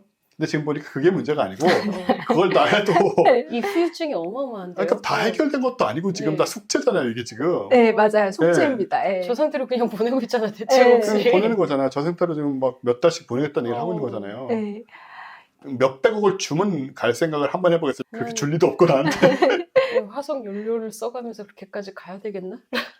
뭐 여러 가지로 뭐 다른 사람이 가는 것까지 말릴 수 없지만 그런 생각이 드네요. 네. 무섭다. 이게 다행히 네. 매번 갔다 올 때마다 같은 크기의 변화가 일어나는 건 아니고요. 네. 좀 몇 번 갔다 오면 좀 적응이 되는 것 같긴 하대요. 그러니까 오. 변화의 오. 크기 막 항상 같은 크기로 늘어나는 게 아니라 좀 이렇게 어심토트하게 이렇게 만성 질환이 되는 건 아니고요. 만성 질환도 될 수도 있죠. 네. 네. 우리가 아직 연구를 안 했을 뿐. 네. 네. 원우주 안 나갔으니까. 저렇게 많이 다녀와가지고 우주에 적응한 진정한 우주인이 되든가 네. 아니면 만성병 환자가 되든가 둘 중에 하나일 것 같은데 네. 아니면 종류에 따라서 둘도 막 네. 헷갈릴 수 있고 그죠? 네, 네. 그렇죠. 잘 알았습니다. 네. 예, 조심해야겠습니다. 네. 지구에서 여러분 우리 살자. 뭐 옛날에 우주 80년대 이럴 때는 나중에 2000년대 21세기가 되면 이미 모두가 지금 우주여행을 한다면. 우주여행을 뭐 달나라 소풍 간다 이런 얘기 나왔었잖아요. 네네. 다 진짜인 줄 알았고 네. 진짜 다시 생각하셔야 돼요, 여러분. 우주 여행의 꿈을 가지신 분들 현실을 인식하시고 이 모든 것을 받아들일 준비가 됐을 때만 가는 것이다. 그런 말씀을 드리겠습니다. 네. 재밌었습니다. 네, 고맙습니다. 진짜 몰랐던 이것도. 네. 네. 오늘 주제는 고대의 사랑인데 저주예요. 고대 사랑 저주라는 말은 네네. 나를 사랑하도록 저주하는 네. 러브 포션 그런 거예요? 네네. 아. 근데 나를 사랑하도록 하는 마법이어야 되잖아요. 그렇죠. 그쵸. 사랑 마법이어야 되는데 이건 아무리 봐도 저주에 가까운 거예요. 아, 그런 거군요. 네, 너무 강제로. 신기한. 예, 예. 아. 그래서 그거가 너무 신기해가지고 얘네 이 고대의 사람들의 어떤 이 생각 방식이 너무 신기하고 문화가 너무 신기해서 한번 가져와 봤어요. 네네. 네. 보통 저런 식으로 합니다. 어떤 식이냐면 약간 저런 서판 같은데 점토나 아니면 파피루스나 아니면 이렇게 그 철판 같은 거 있잖아요. 네. 좀 물렁물렁한 그런 네. 금속판에다가 저런 식으로 써가지고 스타일러스를 이렇게 천필로 써가지고 돌돌 말아서 못으로 이렇게 박는다든가. 구구절절 길게도 쓰네요. 네, 아주 길어요. 나를 사랑해라 이것도 아니네 그냥. 네, 나를 사랑해라 라든가 나 안아 뭐 약간 이런 게 아니에요. 그래서 굉장히 깁니다. 그래서 보통은 주문서랑 주문이 이렇게 적혀 있는 저런 어떤 나판이랑 그다음 부적, 에로틱 인형 이런 것들을 사용합니다. 저 에로틱 인형이 정말 끔찍해요. 나중에 보여드릴 텐데 그렇습니다. 이게 뭐 고대 그리스나 로마 뭐 그리고 이집트에도 발견이 되는데 그 네. 이집트가 이제 로마 시대의 이집트에도 발견이 되는 거죠. 네, 그 후기. 네네네. 예. 그래서 결국은 이게 이제 그리스에서 많이 영향을 받은 것 같다 이렇게 얘기가 나오고 있고요. 그래서 이게 저도 찾아보니까 그리스식이 굉장히 많더라고요. 네. 근데 뒤로 가면 갈수록 그리스신, 로마신, 그 다음에 저쪽 히브리 쪽신, 그리고 막 자기네들 이집트신 다 뒤섞어 가지고 효과를 키우고 있어요. 온갖 나라의 신들을 다 데려와서 효과를 키우고 있어요. 이집트신까지 막 다 해가지고. 네. 아무나 들어줘라. 네, 그러니까 이 중에 하나만 들어줘도 대박이다. 네, 그리고 네. 너네들이 힘을 합치면 더 효과가 크겠지라는 그런 식인 거죠. 그래서 너무 재밌어요. 근데 사실은 이게 원래는 그 시대에도 저런 어떤 사랑 마법 이게 금지였었는데 그 민중들이 몰래 했대요. 뭐. 몰래 했다고 합니다. 그리고 저게 글 쓰는 거가 대부분이 문맹이었잖아요. 그러네요. 예, 네, 그래서 그러니까. 저거를 해주는 사람들이 따로 있어요. 그렇겠죠. 글 좀 쓰는 사람들이. 네. 요 마법사들이 마법을 쓸 수 있는 이유는 글을 좀 안다는 것. 그래서 그거 이렇게 대신 해주고 수수료도 받아 챙기고 뭐 이런 식의 문화가 있었다고 합니다. 다양한 직업이 있었네요. 네. 그렇죠. 그러니까 저 시대에 진짜 저 사람들은 이제 챗 GPT 같은 거죠. 그래서 나는 진짜 너는 이제 주문을 해야 되는데 글을 모르니까 그 사람들 데려와서 글 좀 써달라. 이렇게 막 저주의 주문, 막 사랑의 마법 이런 걸 써달라고 하는 거죠. 저 저주 서판을 라틴어로 타벨라 데픽시오니스라고 하는데 데픽시오 뭐 이런 식으로 부른대요. 네. 그래서 어쨌든 저 데픽시오에다 써서 이렇게 합니다. 요게 특정한 장소나 아니면은 이제 그 어디에 묻어야 된다, 어디에 넣어야 된다, 막 이런 식으로 다 가이드라인이 있어요. 그래서 그대로 해야 됩니다. 그래서 사랑 저주 같은 게 저런 식의 이렇게 우글우글한 긴 판으로 돼 있는 것도 이렇게 돌돌 말았기 때문인 거죠. 그래서 저렇게 길게 써요. 아니, 좀 뭘 저렇게 쓸 말이 많을까요? 저게 실제 크기가 어느 정도일까요? 어느 정도인지 모르겠지만 기본적으로 한 요 정도 되는지 않을까 싶어요. 이렇게 돌돌돌 말아서. 그래서 네. 그래서 손으로 봤을 때 저런 느낌일 것 같아요. 손 크기를 봤을 때 딱 저 정도 느낌일 것 같습니다. 있습니다. 기본적으로 도기 항아리 같은 데다가 테라코타 네. 항아리 같은 데다가 같이 요만한 인형이랑 이렇게 같이 넣어서 보관하기 때문에 뭐 크진 않고 딱 저 정도이지 않을까 싶어요. 장희빈 생각 엄청나요. 아, 장희빈이 그랬죠. 네. 저런 거 진짜 동서고금 다 있었던 것 같아요. 많이 네. 써가지고. 그래서 이거는 펠라의 사랑저주고 이게 마케도니아에서 있었고 기원전 4세기경 그 저주인데 그리스 북부 마케도니아 여기서 이제 발견이 된 거예요. 그래서 지금 이제 펠라 고고학 박물관에 소장이 되고 있는데 이 판이 근데 이 저주들이 다 중요한 게 당시 어떤 지배계층 말고 서민계층, 민중들이 쓴 언어들을 확인할 수 있는 되게 언어학으로 되게 중요한 자료들이래요. 그렇겠네요. 그래서 이것도 이제 마케도니아 평민계층이 사용한 그 토착 그리스어로 기록이 되어 있었다고 합니다. 그러니까 진짜 자기네들이 쓰는 말로 했을 테니까. 그러게요. 그쵸. 약간 그 커뮤니티 말투였을 것 같아. 당시에 커뮤니티, 막 페이스북체. 이게 막 그 지배층 말투는 약간 논문체라든가 아니면은 그 자기네들이 쓰는 언어 있을 거 아니에요. 고급스러운. 막 로마 애들 막 그리스 말 쓰고 막 이랬을 텐데. 고급 라틴어 이런 게 아니라 진짜 토착. 나 진짜 그런 말 썼을 것 같아요. 그러니까 우리나라로 따지면은 네. 다들 한문으로 쓸 때 한글로 네. 뭔가 썼던 네, 그 뭐 한글 소설 뭐 이런 거 있잖아요. 트위터체, 트위터체 심지어. 트위터체 막 이런 걸 거예요. 그래서 여기 젊은 여인인데 이제 젊은 여인이 쓴 걸 것 같은데 글의 화자인 다기나 또는 뭐 필라일 것 같은데 이 사람이 이렇게 이런 이름으로 추정되는 여성이 디오니소폰이라는 남자가 다른 여자인 테티마와 결혼하지 못하도록 막고 자신과 결혼하게 해달라라고 이제 하는 내용이에요. 근데 이게 그냥 제발 나랑 결혼하게 해주세요. 테티마랑은 뭐 이렇게 맺어지지 말게 해주세요. 이 정도가 아니라 마지막에 테티마가 비참하게 멸망하게 해달라는 말을 굳이 넣는 거죠. 그래서 사랑 마법인데 플러스 저주가 다 조금씩 있는 거예요. 그렇네요. 네. 예. 그리고 나중에는 그냥 사랑이 곧 저주인 것도 뭐 심심찮게 드러납니다. 그래서 내용을 조금 이제 읽어보면 마크론과 데모네스, 데모네스는 저승의 정령들인데 네. 이 걔에게 이 두루마리를 맡기니까 이제 마크론은 이거를 이제 주문을 전달해라 저기 데모네스에게 라고 하면서 주문자를 통해서 저승의 정령에게 전달하려고 했다고 합니다.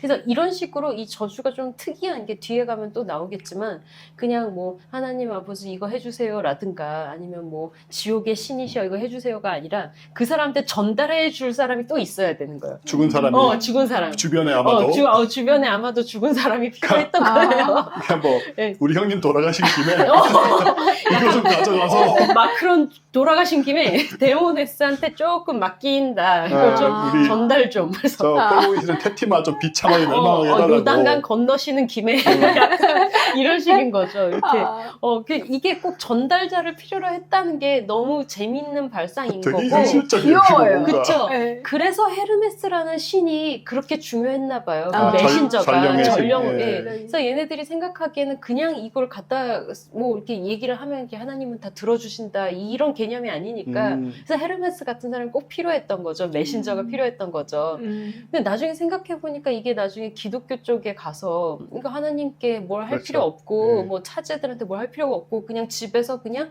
너 혼자 기도하면 하나님이 들어주신다 이 개념 되게 혁신적이었던 거예요. 맞아요. 중간에 뭐가 필요 없었으니까 전달자가 필요 없고 음. 뭐 사제라든가 이런 사람 필요 없고 너 혼자 기도하면 된다라고 했으니까 그럼 사제의 권위를 무너뜨리기도 하면서 동시에 그리고 다른 어떤 이상한 죽은 자라든가 다른 전령이라든가 다른 신이 필요가 없고 진짜 딱 유일신 네, 하나만 네. 있으면 되는 네. 그런 개념이라서 오히려 더 민주적이었던 거죠. 나중에 그런 개념 자체가. 근데 그 전에는 그런 개념이 없었을 때는 되게 많이 필요했다. 네. 중간에 유통 중간 마진을 그러게요. 띄는 저 이런 어떤 유통상이 굉장히 많이 필요했다. 마크론한테 돈을 줄 필요는 없었겠지만 하지만 직거래를 할 수는 없었다라는 거죠. 중간이 많이 필요했다. 아니 근데 아까 네. 왜 저주라고 하셨는가 싶었는데 보니까 네. 뭐 에로스 뭐 이런 애는 안 나오네요. 그냥 네. 바로 저승으로 그냥 가는 저승의 네. 신한테만 부탁하네요. 네, 그쵸. 근데 신도 굉장히 많아요. 이게 네메아의 질투, 이별 저주, 요거는 이제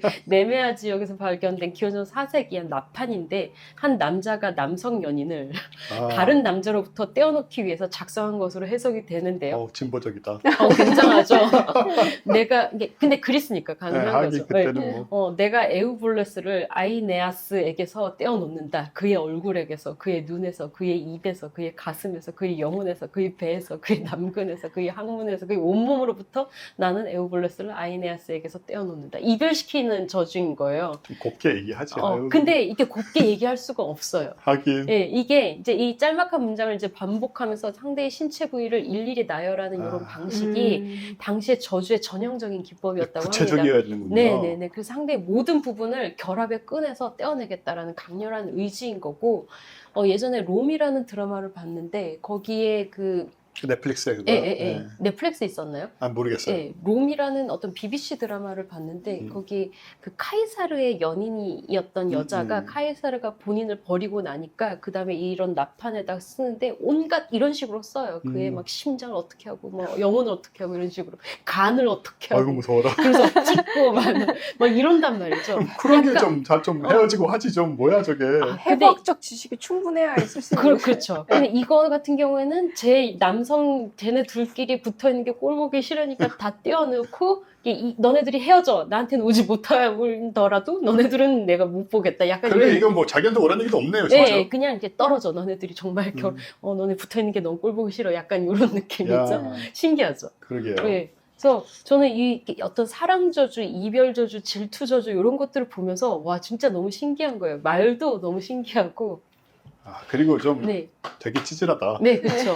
그리고 이건 사랑 주문은 아니지만 신기해서 가지고 왔는데 원로원 의원을 겨냥한 주문이 하나 있는데 원로원 의원 피스투스를 짓밟아 죽여라. 피스투스가 쇠약해지고 가라앉아 그의 모든 사지가 녹아내리기를 등이 적혀 있다고 합니다. 저런 거는 이제 우리가 아는 그런 저주네요. 네네. 그 재웅 인형에다가 못 박듯이 하네. 네네. 그래서 저게 그림 그려가지고 저것들을 막 이렇게 녹아내리는 느낌을 이제 적어놨는지 어쩌는지 모르겠지만 사람 그려놓고서는 주변에다가 막 이런 것도 녹았으면 좋겠어. 약간 이런 식으로. 모를까봐 저주가 얘인지 아닌지 모를까봐 이게 뭘 녹여야 되는지 모를까봐 굳이 이렇게 그려준 것이 너무 웃기죠. 이거야 이것을 녹이는 것이라고. 약간, 저 때는 약간 신의 느낌도 이후에 유일신 시대처럼 전지전능의 느낌이 아니니까 정보를 구체적으로 줘야 신이 알아먹는 악마들 신이 알아먹는 거고. 그러니까 챗GPT를 조련하듯이 지금 뭐 사지를 녹여라. 그럼 사지가 무엇인지 모르겠습니까? 다시 말씀해 주시겠습니까? 그러니까 이렇게 생긴 사람이라고 저기 머리 저렇게 생긴 사람이고 이렇게 녹이는 거야. 그리고 위, 간, 여기저기 다 하나하나 빼놓지 말고 다. 그러니까 뭐 다 떨어져. 근데 잘못해서 어떤 신체 부위 중에 하나를 놓치면 거기 붙어 있을 수 있잖아요. 그것까지 발 이런 거 내가 놓쳤는데 발길이 붙어 있으면 안 되잖아. 그러니까 그건 속상하니까 이게 다 떨어져야 되는 거죠. 와, 집요하다 정말. 그렇죠, 집요하게. 그래서 약간 근데 신하고 거래하는 방식이 이랬던 것 같아요. 그 이후로 악마하고 거래하는 방식도 중세 악마랑 거래하는 방식이나 신하고 거래하는 방식이나 이때 사람들의 생각을 보면은 악마는 항상 장난을 치기 때문에 그렇기 때문에 내가 충분히 다 언급하지 못하면 반드시 그 사이로 장난을 친단 말이야, 악마가. 그래서 얘네들이 미리 다 얘기를 하는 거예요. 혹시라도 모를까봐 발까지 다 써서. 거의 계약서 쓰는 현대 계약서에서도 조심해야 되는 부분이죠. 예, 그렇죠. 깨알같이 써져 있는 그 작은 문구 다 읽어야 되고. 그러니까 계약서에서 뭔가 이렇게 내가 언급하지 않고 지나간 부분을 가지고 저쪽이 또 이렇게 약간 이제 장난질을 칠까봐 그런 어떤 빈틈이 없도록 열심히 적어놓은 그러다 보니까 저렇게 길어지는 겁니다. 저주가 사랑이든 저주가 길어지는 거죠. 신기하죠? 그러게 말이에요. 처음 본다는 거는. 네. 그리고 여기는 영국의 바스 지역인데 여기 빌비아의 저주라고 있어요. 근데 빌비아가 이 바스의 온천 샘이 있잖아요. 이게 여기에 어떤 저주랑 마법을 주로 주냐면 여기는 어떤 지역이냐면 잃어버린 것을 돌려달라. 그리고 잃어버린 것을 훔쳐간 사람에게 저주를 내리는 막 이런 식의 것을 적어서 던져 넣거든요. 온천에 넣어요. 그리고 이 온천에 넣으면 누가 이제 봤냐면 그 여신 술리스 미네르바에게 바쳐지는 거죠. 근데 여기에 수없이 많은 내 훔쳐간 걸 돌려주세요. 잃어버린 걸 돌려주세요. 그 사이에 빌비아를 돌려주세요라는 저주가 있는데 빌비아가 사람인 거죠. 아무리 봐도 사람인 거죠. 그래서 이 대부분 도난당할 물건이지만 한 점이 인물 빌비아를 둘러싼 저주인데 나로부터 빌비아를 빼앗아간 자는 물처럼 녹아버리게 하소서. 그녀를 그렇게 추접하게 탐하고 타락시킨 자는 이제 벙어리가 되게 하소서. 그 사람이 벨비나이든 엑스페레우스이든 누군지도 모르잖아 지금. 몰라. 그래서 베리아누스이든 세베리누스이든 아우구스타리스이든 코미티아누스이든 카투스이든 니니아누스이든 게르마닐라든 요비나든 간에 주변에는 남자들 다 읊어내 지금. 심지어 중간에 여자도 있어. 여러 용의자를 염두에 두고 있는 상황이래요. 이게 지금 누군지는 정확히 모르겠는데 자기가 생각하기에 용의자가 이만큼 있고 그 용의자를 다 쓴 거죠. 네. 여러 용의자를 염두에 두고 있고 빌비아를 타락시킨 사람이 혹시 여성일 경우까지 상정하고 있는 상황인 거예요. 그래서 여성일 경우까지 상정해서 걔가 이제 벙어리가 됐으면 좋겠다 이렇게 이런 식으로 썼다라고 합니다. 그래서 미네르바에게 바쳐졌는데 이게 보통 이제 도난당할 물건이나 이제 이런 것을 이제 여신에게 헌납한다라는 식으로 쓰고서는 사실은 나한테 돌려달라라는 얘기고 만약에 범인이 돌려놓지 않으면 그 사람에게 벌을 내려달라라는 식으로 이제 기원을 하는 그런 방식이었다고 합니다. 근데 정말 신기한 게 영국의 바스 지역인데 바스 지역에 로만 바스가 있어서 저 영어 단어 너무 재밌어서 가져왔어요. 로만 바스 앳 바스. 저기 유명한 관광지인데 네네. 그러니까 런던에서 서쪽이죠. 서북쪽 살짝 서쪽이 살짝 북쪽인데 뭐 유명한데요. 근데 저긴 정말 도시 이름이 바스인데 그 이유가 로만 바스. 로마에 저 큰 목욕탕이 있었기 때문에 이렇게 붙어 있는 거거든요. 네, 그래서 모든 것이 다 하나로 연결되잖아요. 로마의 바스가 있는 바스죠. 근데 아마 로마의 바스가 있었기 때문에 굉장히 타락한 일이 많이 벌어졌을 거라고 아마도 추정이 되는데 그 이유가 그 캔터베리 이야기인가 이런 걸 읽어보면 바스에서 온 여인의 이야기가 있거든요. 그래서 그 바스에서 온 여인이 자기가 얼마나 많은 남편을 두었고 그 남편 많은 이유가 있군요. 네. 얼마나 많은 남편을 두었고 그 많은 남편들을 얼마나 내가 많이 이제 막 이렇게 뒤통수를 쳐왔는지 이런 것들을 이게 굉장히 자랑스럽게 설명하는 그런 씬이 있어요. 그러면 옆에 있는 어떤 뭐 성직자라든가 뭐 여관 주인이라든가 기사라든가 듣고서는 그렇지 여자도 그럴 수 있지 하면서 듣는단 말이에요. 그래서 그런 얘기가 있어요. 그래서 바스에서 온 여인의 이야기를 딱 생각하면서 로만 바스의 바스를 보면서 저기는 로마의 그 바스가 있고 거기 굉장히 많은 어떤 그 애정 행각들이 펼쳐진 곳이었겠구나라는 생각을 이제 약간 추정을 할 수가 있는데 아니면은 이제 유튜브로 누군가가 댓글을 달아주시겠죠. 뭐 아님 말고요. 네. 여긴 과학 아닙니다. 그러니까. 여긴 또 할로우의 에터나 주문이라고 하는데 아무래도 불륜 사건 같아요. 왜냐하면 저주 방식이 약간 다른데 나의 일을 그러니까 나의 연애 사건이죠. 나의 연애 사건을 머큐리우스 신께 바치오니 이제 너한테 지금 다 얘기를 해줄게. 에터나와 그녀 자신의 몸을 맡깁니다. 티모트네우스가 나에게 질투심을 품지 않게 해주세요.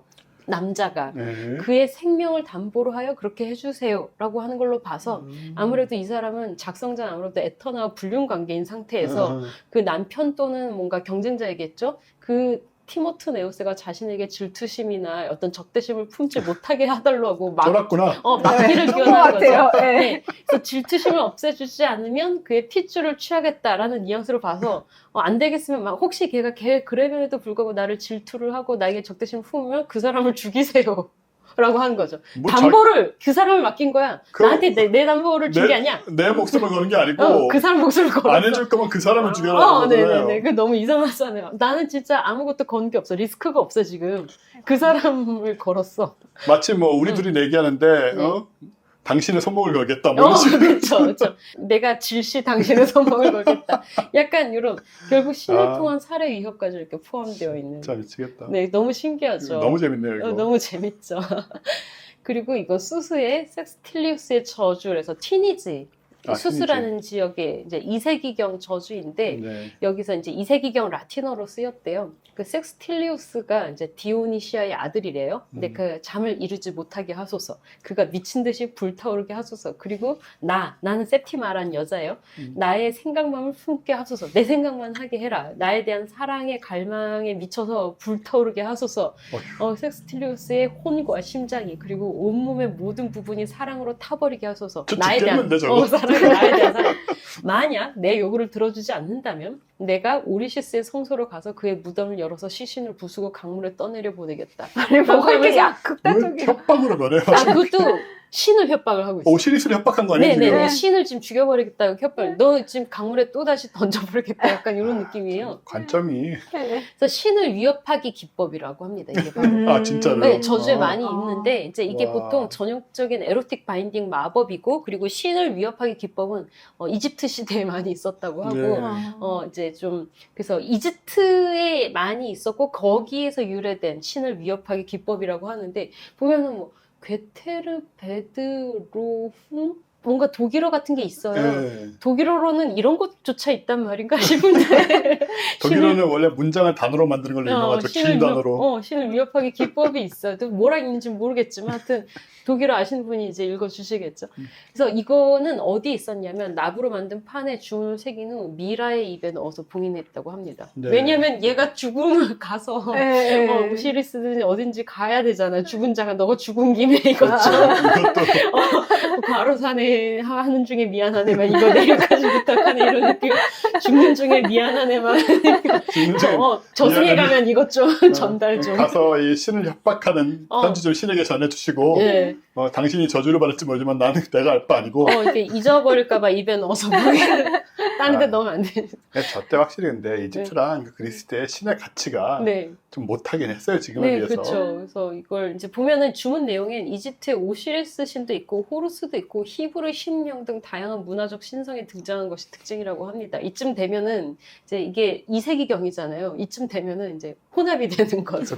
네, 그래서 로마 시대의 후기에 마법 전통이 이제 그레코, 이집트, 오리엔트 이런 것들이 막 혼합돼서 그런 성격인 것을 이제 보여주고 있고 신에 대한 협박은 이집트 마법 전통에서 유래한 것이라고 합니다. 야, 우리는 뭐 감히 신은? 그러니까 그 무속에서 뭘 빌 때도 협박은 안 해요. 산신령, 동네 산신령한테도 그치. 막 해놓고 안 그러면 내가 당신한테 가서 그러니까 정화저 써놓고 이렇게 하는 거지. 그래서 막 제발요 이렇게 하는 그러니까요. 거지. 애걸하는 거지.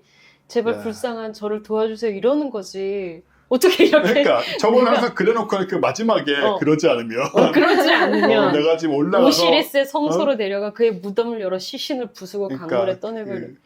소도를 다 부시고 불태우고 막 뭐 이런 식의 얘기를 하는 거잖아. 그러니까 너무 신기하죠. 저게 이집트 특징이라고 합니다. 그리고 이것도 데이르 엘 메디나의 이것도 오시리스를 또 위협하고 있는데요. 진짜 오래된 거네요. 네, 신왕국 시대의 왕족들의 무덤을 관리하던 마을이 있어요. 데이르 엘 메디나라는 마을이 있는데 거긴 도편이라고 합니다. 그래서 오스트라콘이라고 해서 도편, 도자기 파편 같은 건데 이 조각에는 이집트 상형물자 필기체인 히에라틱으로 이렇게 적혀 있었고 이게 한 남성이 어느 여성의 사랑을 얻기 위해서 줌이 쓰여 있는데 대충 보면은 막 만신들의 아버지인 라 호라크티 그리고 붉은 머리를 두른 7 하토르 신이시여 어쩌고 저쩌고 하면서 어떤 이 여인이 나를 뒤따르게 하소서. 근데 그 뒤따르는 것도 예시가 있어. 마치 암소가 풀을 찾아 주인을 따르듯 어미가 아이를 그리워 쫓듯 목동이 그의 가축을 뒤쫓듯 그녀가 내 뒤를 따라오게 하소서. 근데 만약 여기 또 있어. 만약 if 뭐 약간 뭔가 만약 신들께서 그녀를 내 뒤에 따라오게 하지 않으면 내가 오시리스를 태워버리겠다 라고 하는 거죠. 막 이런 식으로 적어가지고 그 여성의 집 문 앞에 놓았을 것이라고 추정이 된다고 합니다. 보통 이런 식으로 직접적으로 이렇게 효력이 있도록 이렇게 한대요. 그래서 뒤따르는 것도 오해가 있으면 안 되니까 구체적으로 이런 식으로 약간 오해가 너무 멀리서 따라오면 안 되죠.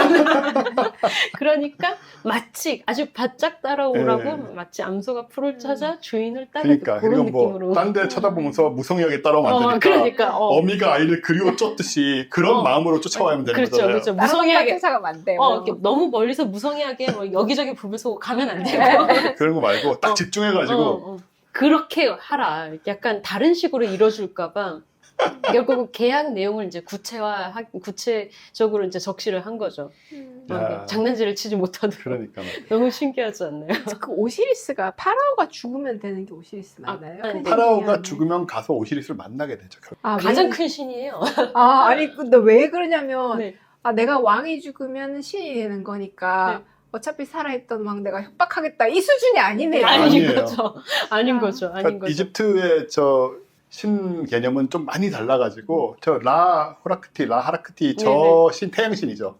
라 레라고 말하는 사실 이제 주신이라고 할 수 있는데 오시리스는 거기에 거의 근접하는 바로 밑에 정도의 체계라고 보면 될 것 같고 라가 아주 큰 하늘의 신이라면 진짜 하늘을 관장한 태양의 신이면 오시리스는 어떤 이 인간 세상 모두를 관장한다 약간 이런 느낌이었던 것 같아요. 맞아요. 정확하지는 않지만 그러니까 저 신개념들이 자체 인도도 그렇고 그리스도 그렇고 이집트도 그렇고 우리가 알고 있는 지금의 신개념하고 많이 달라가지고 위계도 명확하지가 않아요 사실은. 그래서 어떤 상황에서 보면은 이제 가장 비슈누랑 저 브라흐마나 시바 관계로 그렇잖아요. 누가 뭐 최고 신이라고. 삼주신이 있고 그러니까. 있는데 그 삼주신 중에 누가 최고인지를 이제 거기에 항상 약간 얘기가 다 다르잖아요. 상황에 따라서 주신이 바뀌고 이런 느낌인데 오시리스가 그런 급에 속하는 신이죠. 진짜 거의 주신인데 이거를 갖다가 이게 너무 많은 사람이 오시리스를 위협해서 내 사랑을 이루지 않으면 오시리스를 불태우겠다, 찢어서 강물에 던지겠다. 나만 하지 않았을 것 같아요. 내가 보기에는요. 오시리스가 세트한테 된통 당해가지고 그게 되게 유명한 신화잖아요. 세트한테 당한 거를 이제 그 오시리스 부인 이름 뭐죠? 갑자기 기억났다.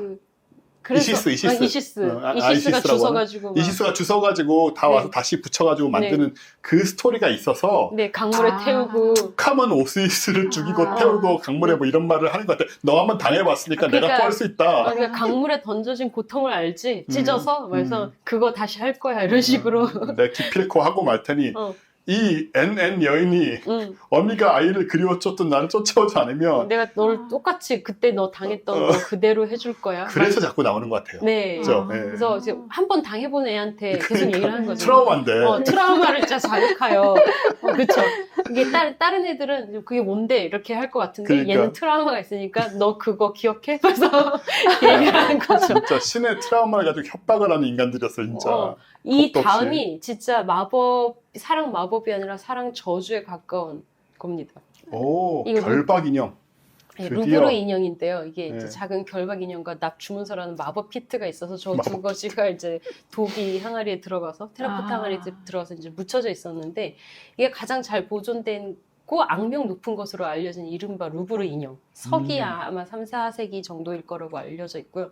무릎을 꿇은 자세로 알몸의 여성을 이제 막 13개의 바늘을 꽂아놨는데 막 뇌, 눈, 입, 막 가슴 막 이런 데 있잖아요. 온갖 감각과 욕망의 기관에 다 꽂은 거죠. 저 진짜 저주 인형 같네요. 그래서 누가 봐도 딱 저주 인형이고 얘를 죽였으면 좋겠다라는 느낌인데 이게 그녀의 사고와 감정, 성욕을 모두 저주로 봉인하는 의식인 건데 사실은 여기에 이제 사랑 저주가 적혀 있는 거예요. 그래서 이집트 테베 근처에서 발굴 중 이제 발견이 됐는데 결국은 이제 읽어보니까 그리스 이집트 혼합된 마법인 거고요. 이게 너무 길어서 중요한 걸 가지고 왔어요. 나는 이곳에 있는 모든 정령들에게 이 정령 안티누스를 돕도록 맹세시키는 거예요. 모든 정령을 다 불러요. 보면 뭐 플루톤에다가 페르세포네에다가 에레시키가는 저쪽 메소포타미아 쪽 힘 있는 사람은 다 부르네. 힘 있는 존재는. 아도니스, 지아신, 뭐 헤르메스, 토트 이건 이집트 신이고 막 약간 포켄셉수스, 뭐 에렉타, 뭐 엄청 많아요. 이런 힘 있는 신을 다 부른 다음에 걔네들이 지금 안티누스를 돕도록 시키는 거예요.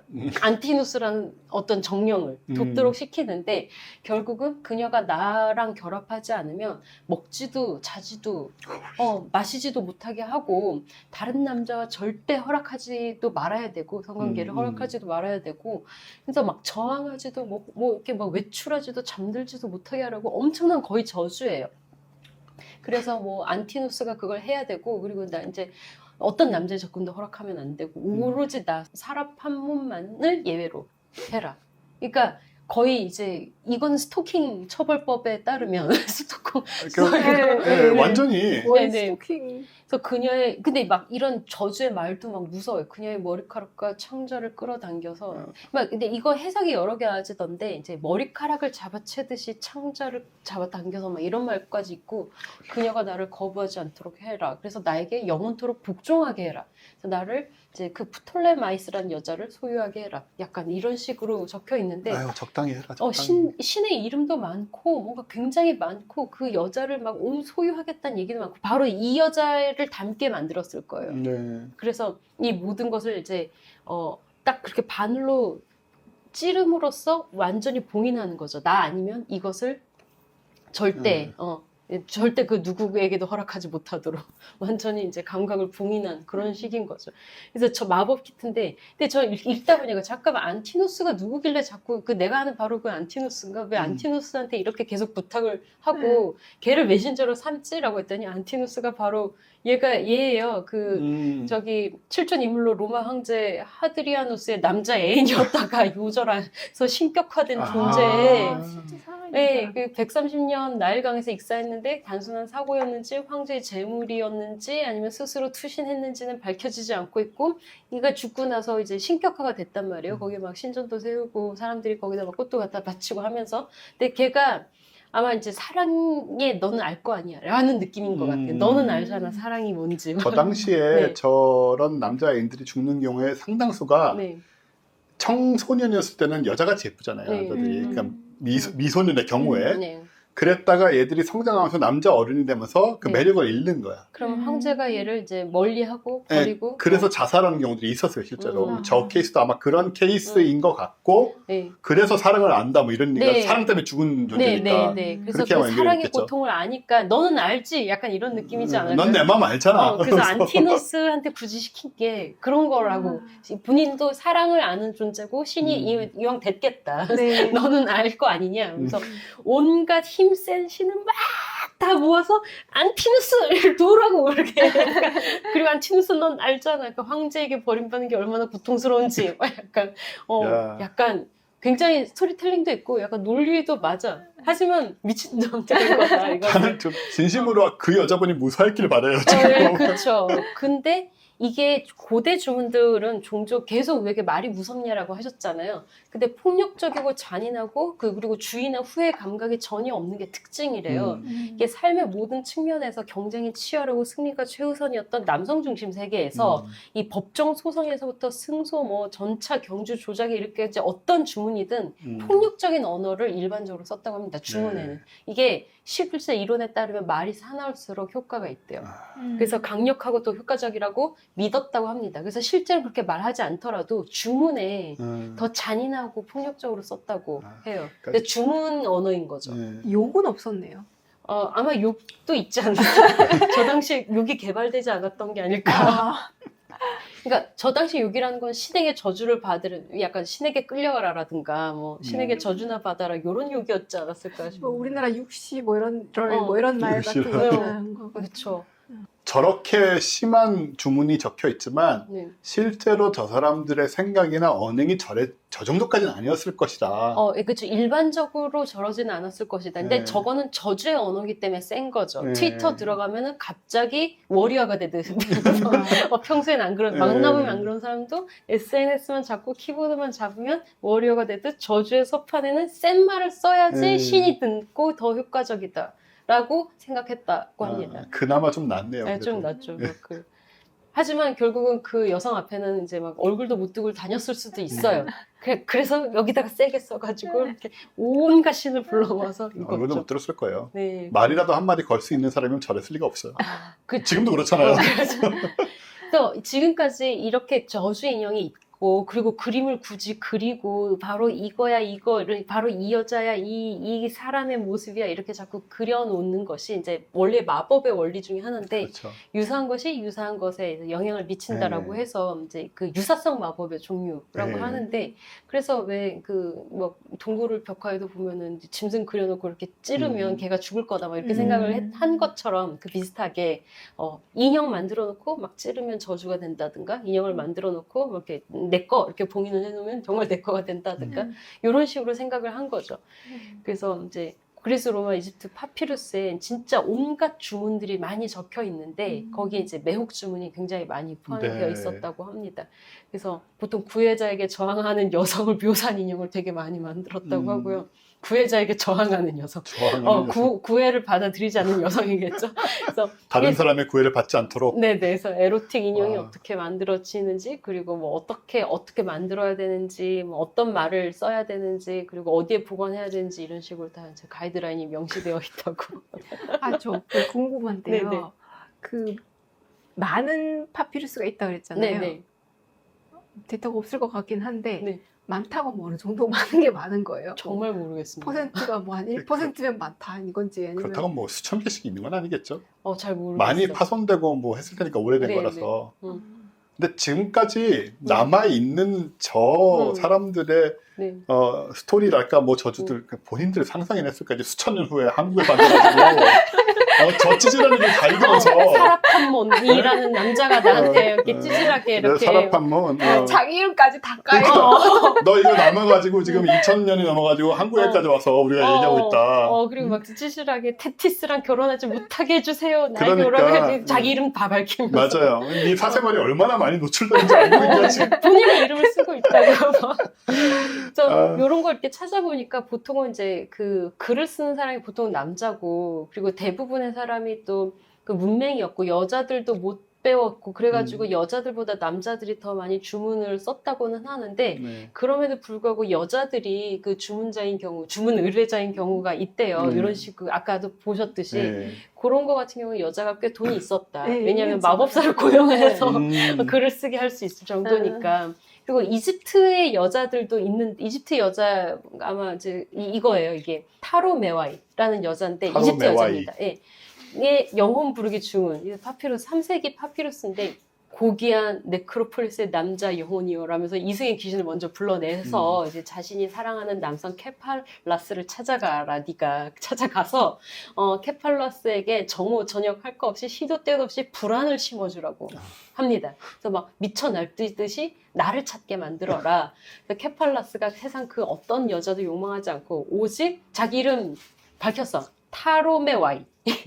가를 찾아 헤매도록 그리고 별들이 지지 않는 하늘 큰 곰자리도 그려놨대요. 그래서 그려놓고 그래서 큰 곰자리 하늘을 돌며 방황하게 하라고 합니다. 그래서 막 큰 곰자리를 그려서 이 근처 그래서 구체적으로 말하면 되니까. 안 그러면 안 되니까. 네. 그래서 큰 곰자리 보이지? 이 큰 곰자리 이 근처를 이제 방황하도록 해라. 그래서 천문 이미지도 동원하고. 그래서 그리고 아누비스 신이 활시위로 케팔라스를 쏘아 사랑의 화살을 꽂는 그림도 동원을 했다고 하는데 마치 이집트풍 큐피드처럼. 그런 진짜. 그래서 실제 논문을 찾아보니까 저런 그림이 많아요. 지금 제가 6개밖에 안 갖고 오긴 했는데 네. 되게 많고 조각, 그림 이런 게 굉장히 많습니다.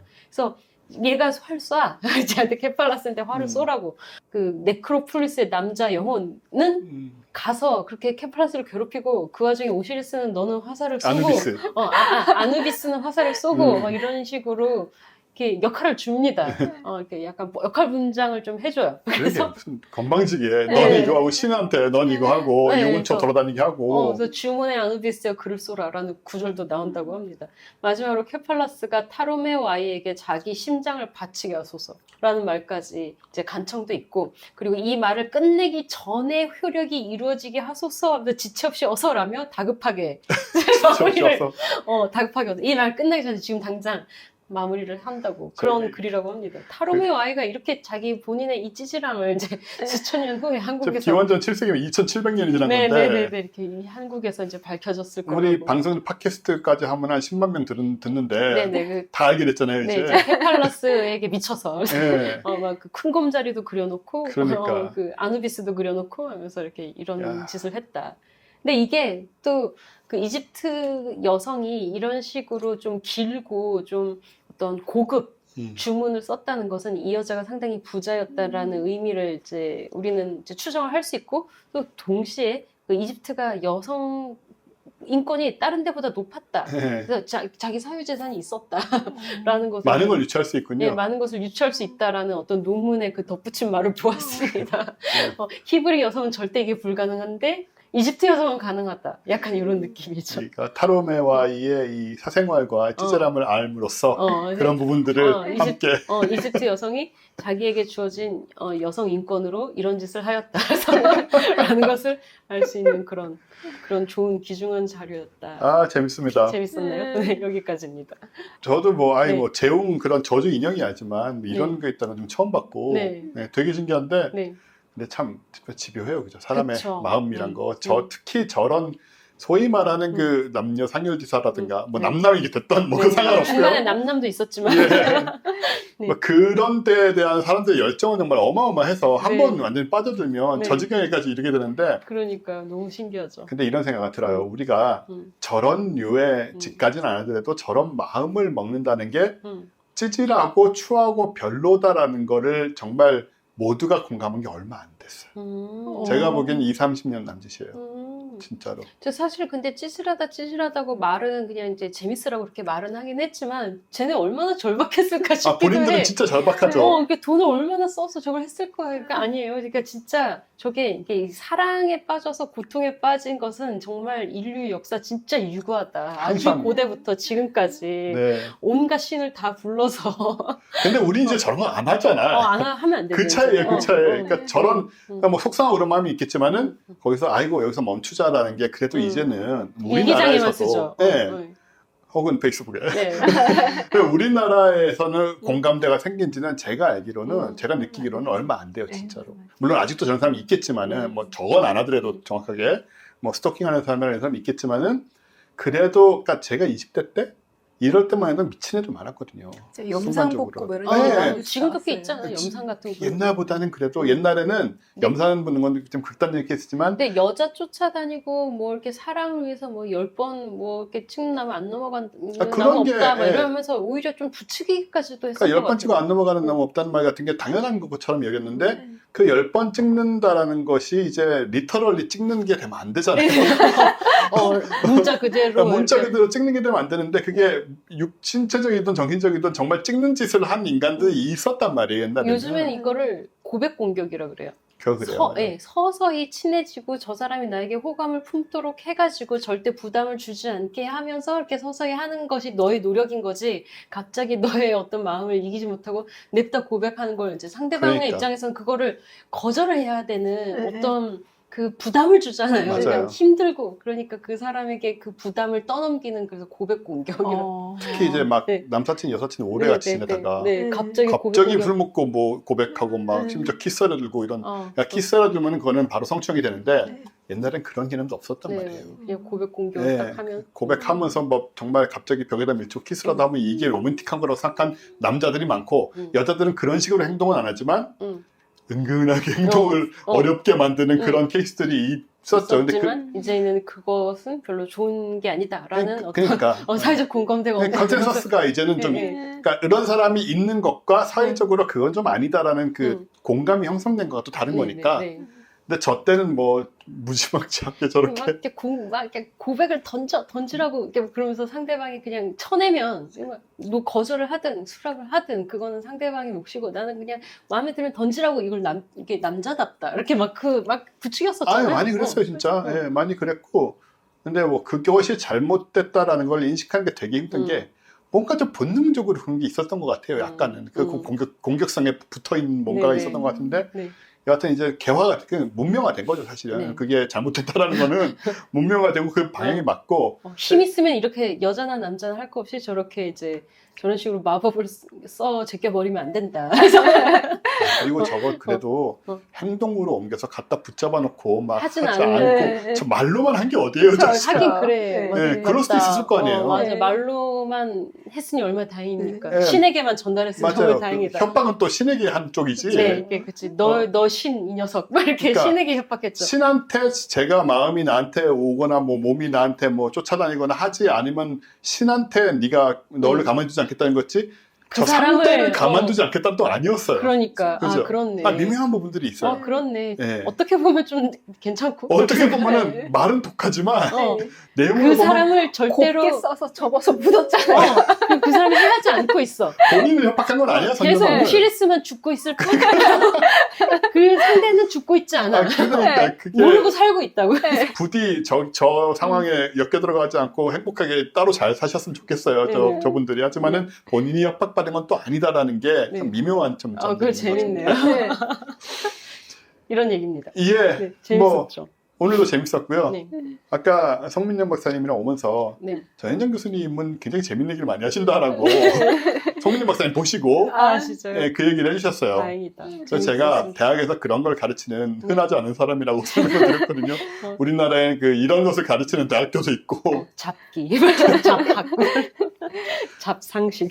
아유, 너무 재밌었고요. 네. 두 분도 너무 재밌었고. 네, 재밌었습니다. 예, 이런 식으로 우리는 한 달에 한 번씩 네. 네, 계속 하는 것이고, 성민영 박사님은 딱 보기에도 또 우리랑 잘 맞으시네요. 지금 한번 해보니까 네. 금방 알겠어요. 네. 예. 왜냐하면 사실, 물론 당연히 안 그러신 걸 알고 제가 모셨지만은 사람에 따라서 너무 점잖거나, 너무 진지하거나, 혹은 뭐 내가 무슨 얘기를 하고 있는 이 중요한 내가 학문 얘기를 하고 있는데 감히 끼어들어? 이런 분위기가 되면 우리가 서로 그분이 잘못됐다는 게 아니라 우리랑 안 맞는 분위기가 될 수 있거든요. 농담 받아주셔서 너무 좋았어요. 근데 저야 알고 웃어주셔서. 저는 느낌상 알고 있었죠 이미. 감사합니다. 농담도 웃어주시고 아주 행복하다. 좋은 시간이었습니다. 네, 재밌었습니다. 네네. 그러면 이제 이 정도에서 정리하는 걸로 하고요. 네. 네, 우리는 한 달 후에 다시 여러분 찾아뵙도록 하겠습니다. 감사합니다. 감사합니다. 감사합니다. 과학하고 앉아있네.